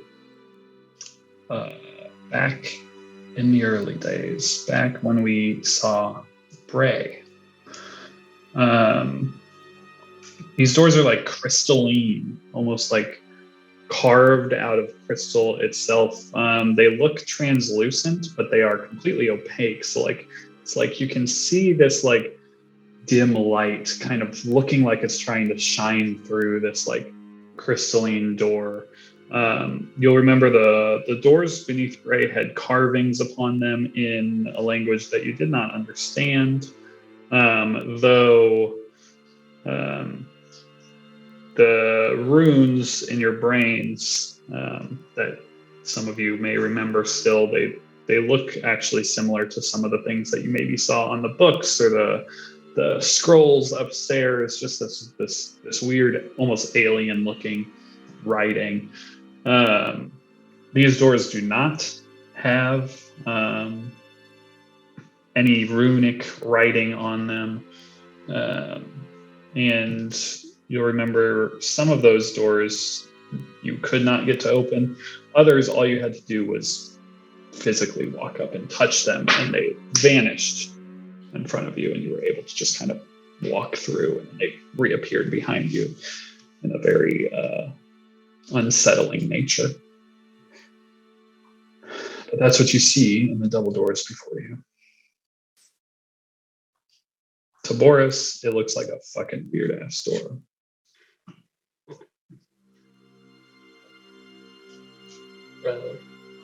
Walk up and touch it. It does indeed vanish, much like it did, leading you into what can only be described as a foyer. The ground here, smooth marble, not white as it had been, but now jet black. The walls, again, just kind of carve up in this rough hewn carved pattern, like it's just been like a brand new cave system was basically carved out of this place. But the floor is impeccably clean, smooth, and shining. It's like a very odd juxtaposition of the rough hewn walls that are very rustic, and then the floor, which is impeccable. There are more double doors of these strange crystalline structure to either your east or west. Do the visions that I have of me going through, do they change or get more detailed towards the end at all? Yeah, what you see before you is basically like alternating paths. It's in your mind, like you can basically see yourself walking 4 different paths all at once. To the east, there's a pathway that leads to a stairway that deposits you on a balcony. You can mirror that and go to the west and find yourself on that same balcony. You can also go either east or west past the stairway that would ascend to a balcony and basically bring yourself to the floor of the master's chamber. So, and that's kind of where you would have to basically fight to see more. But the master's chamber, it's the master's chamber, but you don't necessarily are unable to see what the master's chamber is, though you could fight to see that. We go fight. Intelligence. Knowing is half the battle. Unless you have a 0 intelligence. That's an 80s cartoon reference. Got that one. Good for you. Yeah, you know that this is the way to the master's chamber, but you know those routes would take you to the master's chamber no matter what. Yeah. But you can't see, you can't visualize the master's chamber. It's just it's there. You know that's what it is, but you can't see it. Yeah, you will share that. Left or right, doesn't matter. There's a balcony that we can go up on either side. If we go past the balcony, we go down. It's the master's chamber. I can't see the end point. I have no idea, guys. I'm sorry. But both sides go to the same direction. I just can't push through whatever's blocking my brain. Now I know what glint feels like. Dunk. Kick a man while he's devoured.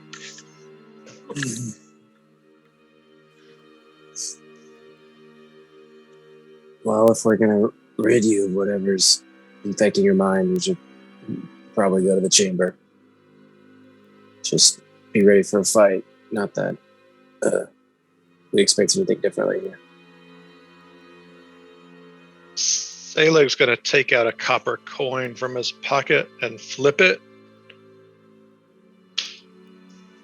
and float the idea of left or right. Why not both?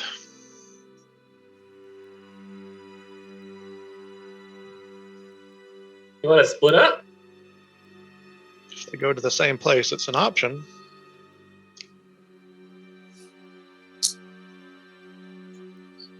Can I tell how far apart, like, each side ends up? Or no? Generally speaking, kind of. You know. I mean, I guess I could see how long the hallway was. Yeah, you know the balconies basically exit at the exact same place, just on opposite sides, about 20 feet apart. The room in general, if you were to like go onto the floor rather than exiting onto the balcony, it's like massive, like Okay. over 120, 40, 50 feet. Yeah. I mean, it's not a bad idea, Silvy, but I think we'd be really spread apart. And I don't know if that's a good idea. Especially not knowing. I mean, I can go ahead and check out the balcony. I might actually be able to see the chambers from there. Get an idea of what we're looking at. Maybe. As could all of us. Yeah, I think it'd probably be wise not to split up. Just don't know what's in here.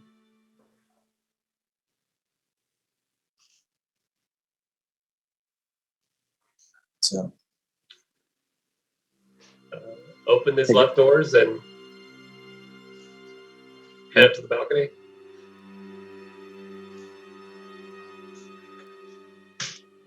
God, that pass through the wall thing is so it's cool because it like pops up when I click it, which is like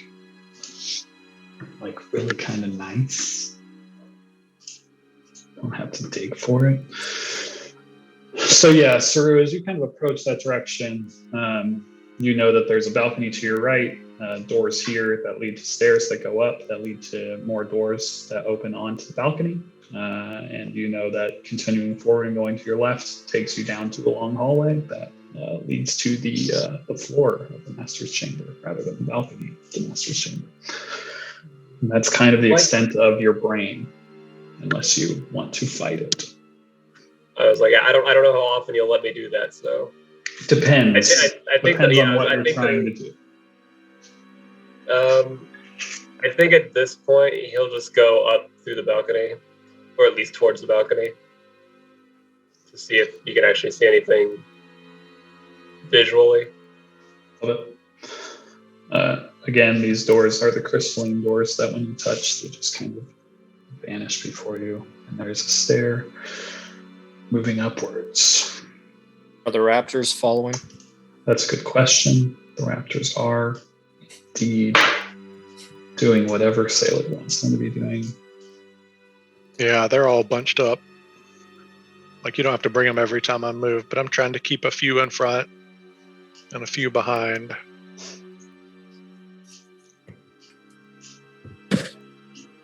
Yeah, are raptors going to be able to do much from a balcony? I thought we Hopefully just we were don't looking. fight. It's more, surveillance.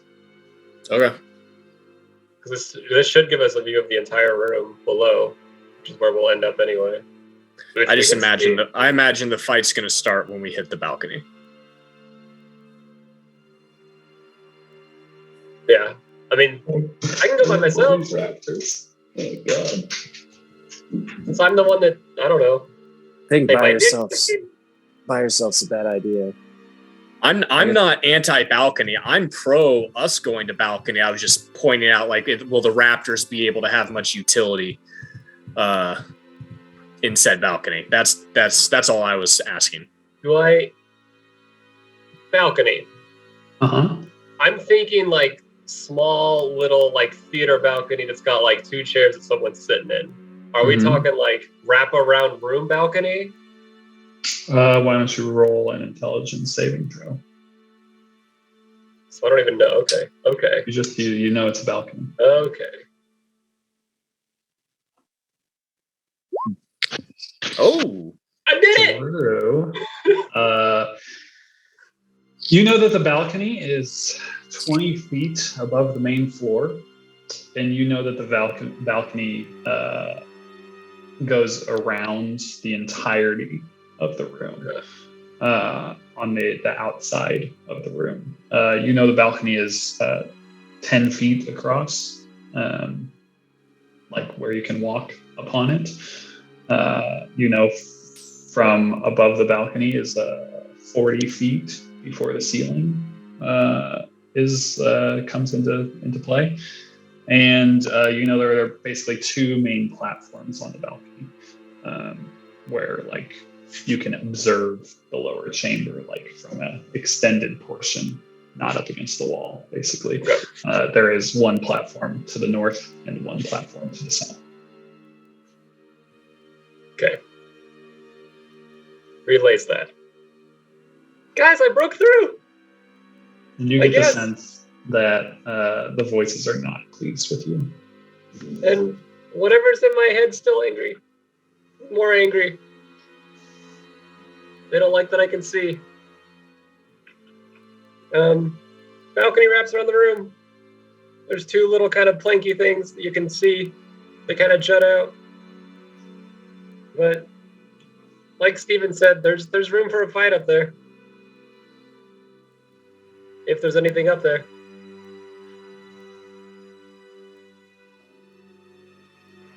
well, if it's only 20 feet, like whoever, if they're on the floor, they'll see us on the balcony. Yeah. Yeah, so I'm with Selig on, you know, if we want to split and send the Raptors to the floor, or we can all go. I was just asking a question. I mean, Boris can lead a charge of raptors, since I imagine the rest of you would actually probably prefer to fight on the balcony. Yeah, Boris, I think that's a great plan, actually. Boris and 16 raptors go to the door. Yeah, I do kind of. this is why we ask question, guys, because we come up with stuff like that. Now we're talking. So yeah, A boar leading 16 raptors out of nowhere out a side door. That's how we get renewed for another season. That ain't bad. and then he'll just All the raptors.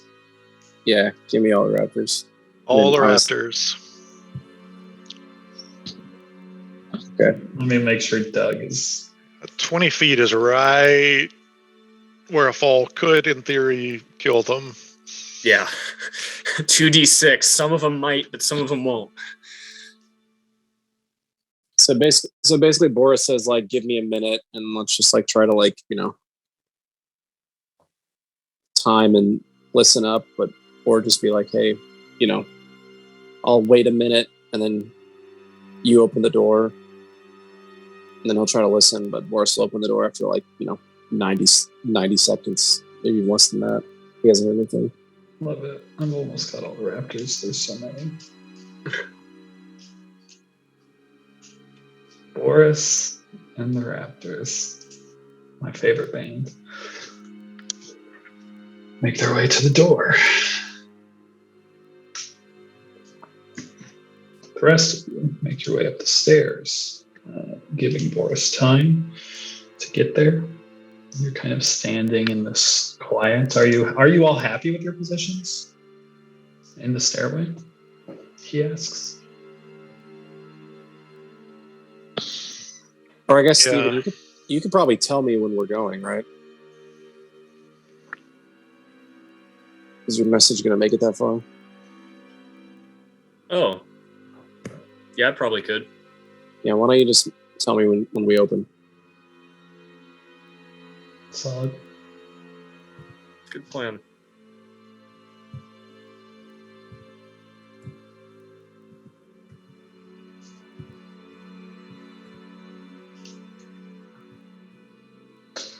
Is that a yes from them? Yep.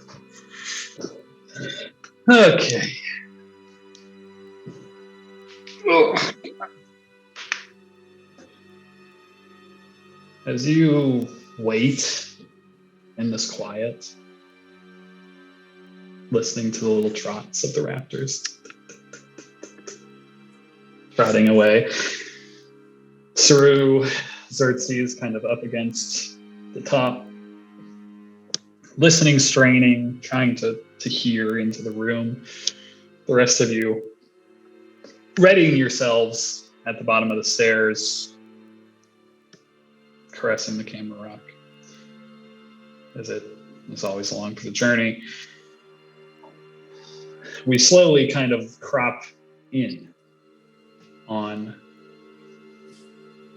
one in particular. Remember, there is this ever so slight rumble, this what sounds like distant thunder, and then the walls kind of shake just ever so slightly. The doors in front of you rattle, continue to kind of crop in, and our vision shifts into the mind of a once innocent, now hardened elf. The weight of his past ever pressing upon his shoulders. And then we are watching as a young elven boy walks down a long hallway. A wizened dwarf striding alongside. Are we going to celebrate my birthday? Yes, my child. The dwarf turns to the boy with a hesitance. Cornelius, what's wrong? It's my birthday. My boy, there are many things you do not yet understand, but before you go in to see the captain, I just want you to know that I would never do this to you. Just as your mother is a servant of the captain, so am I. I begged him not to do this yet, but he wouldn't listen. He's wanting to see how your lessons are coming along and would like a demonstration. Just do your best and all will be okay. As we enter the study, we see the fire crackling near the leather chair of one Marcus Silvius, the captain. He reads some parchment, quill in hand. He looks up, smiles, and stands as the two enter. Ah, Telmar, my lad. Why, your birthday does you justice. Why, you look 5 years older than you did yesterday. A slight grin crosses the boy's face. Thanks. Master Cornelius has been teaching me, and I think I'm getting pretty good at some of my spells. Oh, is that so? Show me, boy. Show me. Eager to please, we watch as the young elf begins to demonstrate his arcane knowledge, running through a gamut of spells. All the while, the captain smiles on, clapping as each new spell seems to jump in power. Excellent, Telmar, excellent. But I think you're holding back on me. I know you can do more than that. Confusion washes over the boy. More? But what do you mean? I mean, these are all the lessons I've done with Master Cornelius so far. I'm learning as fast as I can. Oh, I've no doubt about that, my son. I'm talking about a spell that you've known since the first day I saw you. Don't you remember how we met?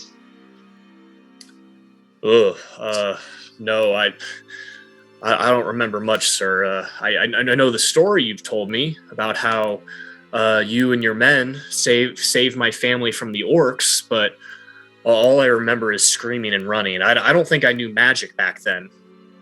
Tell you what, Telmar, I know what to do. The captain stands from his chair and grabs a log from the pile of firewood.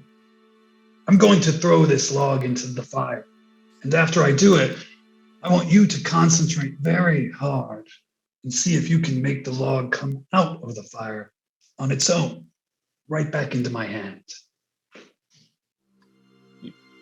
You want me to do what? You heard me. And he tosses the log into the fire. I want you to reverse time.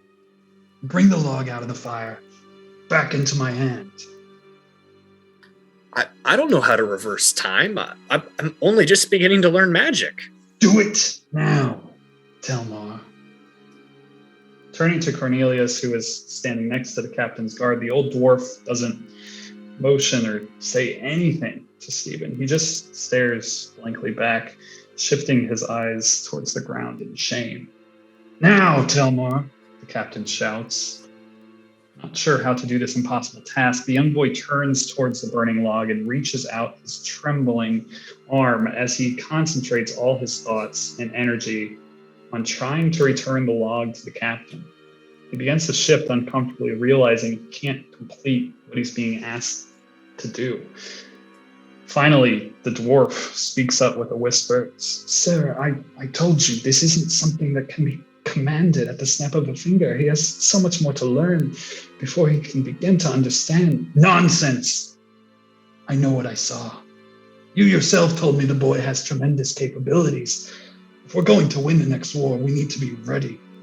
I saw what to do. Bring in the boy's mother.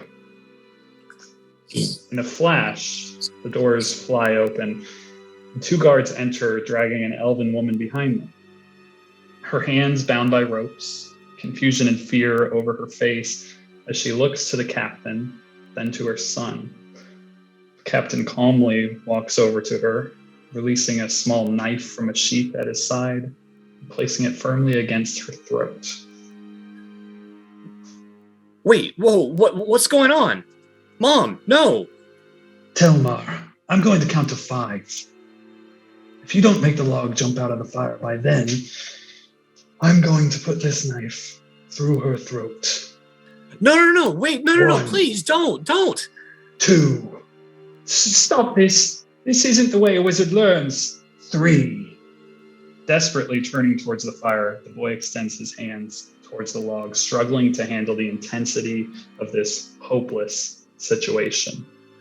Move, please move. 4. Visibly shaking and straining every muscle in his body, the fire burning at the palm of his hand as tears build up in his eyes. 5. And with a frustrated sigh from Captain Marcus Silvius, the knife slices across the elven woman's throat, and her body is left to fall onto the stone floor. A primal scream escapes from the young elf, his outstretched hands now shifting away from the log and the fire and towards his mother. We watch a familiar sight. The blood seems to reverse its path, entering the now closing wound across her throat, the frail body rising back to its feet in an impossible shifting of time and space. And the knife, no longer stained with blood, back against the throat of the woman, no longer grasping at the air for her life. A twisted, joyful mess seems to permeate through the captain. Excellent, Telmar. You see, Cornelius, I told you that with the right motivations we could get there. The child runs to embrace his mother, tears fully releasing from his eyes. He is immediately pushed off by the captain and his guards before the knife is firmly placed back at his mother's throat. No, child, we aren't done yet. Let's go once more. And remember, concentrate. For the second time, we watch as a traumatized child is forced to watch the death of his mother. The screams fill the air, hands outstretched, trying to reclaim whatever chronal magic had just flowed through him. But nothing happens. The blood doesn't re-enter her body. The knife drops onto the stone floor. A moment of stunned silence passes in the room. Pity. There must be some limits on this magic. Shame. She was a lovely woman. Served the house well. We'll need to push these limits to learn the boundaries, but at least now we know where we are at, Cornelius. We must continue to probe further. The guards scoop the crumpled child into their arms, sobbing and broken, carrying his unmoving form down the long hallway. Stephen, as you relive this vision for the umpteenth time, you pass an open door and see a woman standing there. It's Isabel. She's standing there talking to an older version of you. You can hear her swearing to protect you at all costs. You can see her saving your life, and then in a flash she's gone. And you're left standing there alone in the room. The guards continue dragging you down the hall. You pass another room. This time you see a woman laying on the ground. It's Anna. There's a cut deep across her throat. She's covered in blood, unmoving. You're there, holding her body and looking for help. She's not moving. Then you see Sarah carrying her body away, slumped over her shoulder. And you're left kneeling in the room alone. As the visions begin to fade, you're overwhelmed with emotion taking over your whole body. The loss, the loneliness, the rage. It's true as you put your hand on the door to the chamber and they vanish. You can see this immediate light kind of pouring out. And a balcony before you.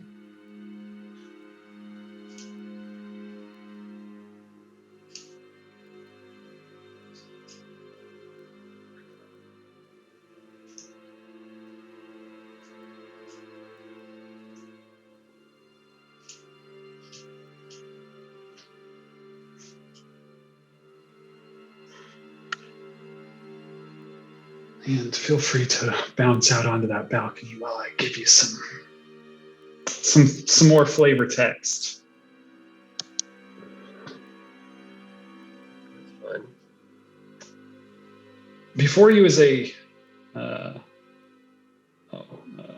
so you push through bubble block, greeted by an astonishing sight. One may even consider it beautiful, but in that unfathomable cosmos kind of way. Before you is a massive chamber. The ceiling rises 60 feet overhead with a balcony-like platform 20 foot off the floor, wrapping around the entirety of this massive chamber. The room is canvassed in shadow, and if not illuminated by the fluorescent lights of the cosmic horror show in the room center, it would be in complete darkness.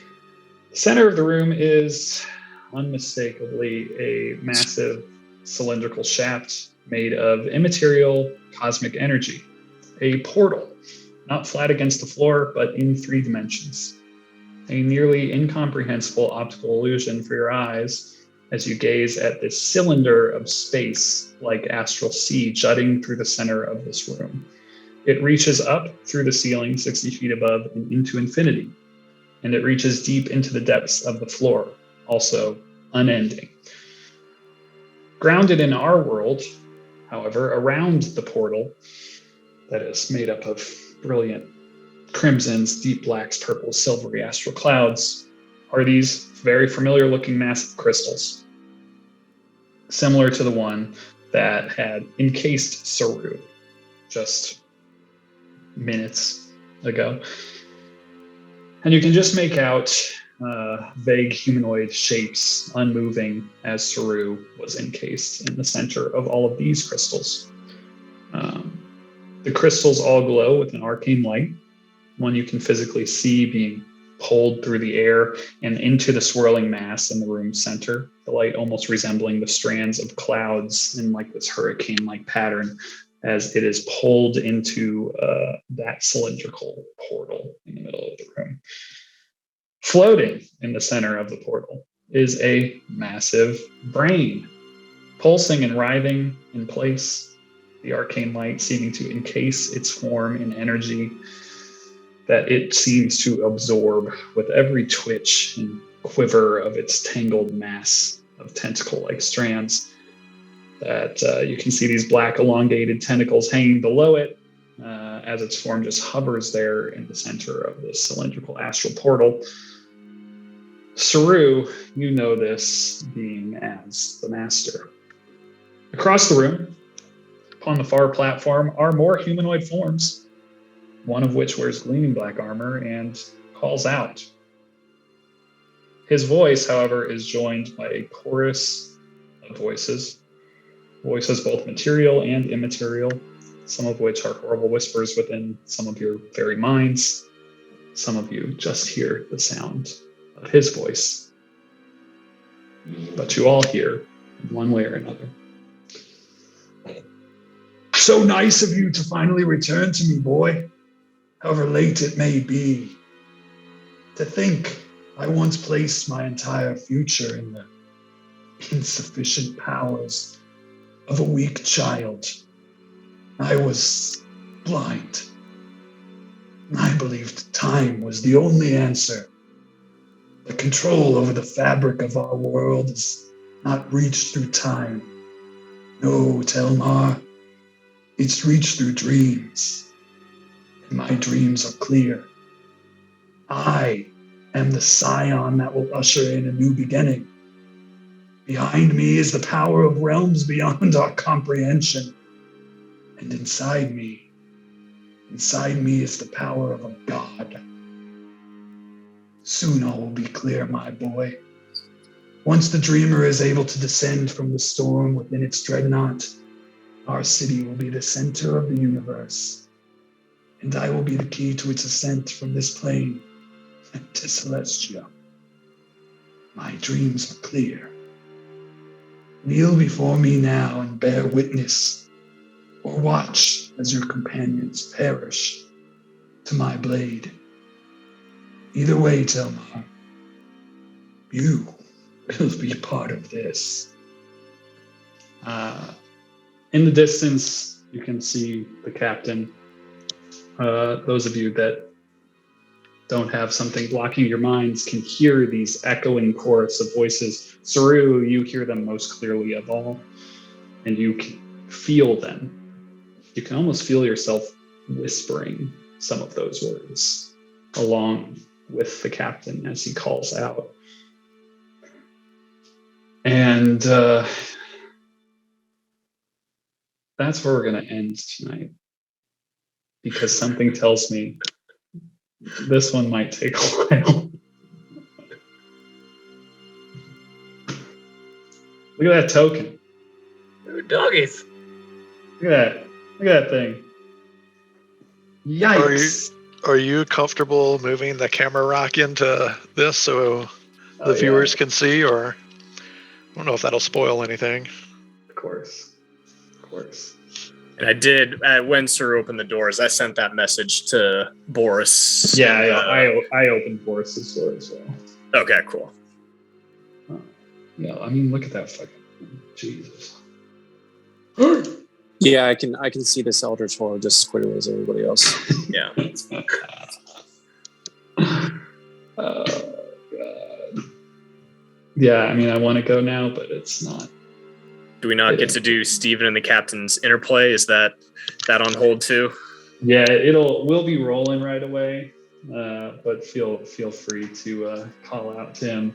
But yeah, he's ready to dance because of reasons. Okay. So yeah, you'll be able to confront him during this as we go. It'll be a fun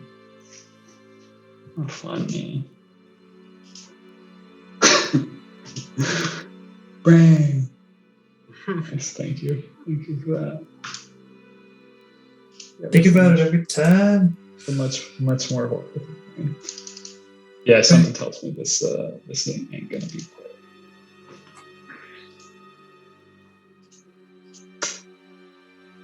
Ain't gonna be quick. Horrifying though.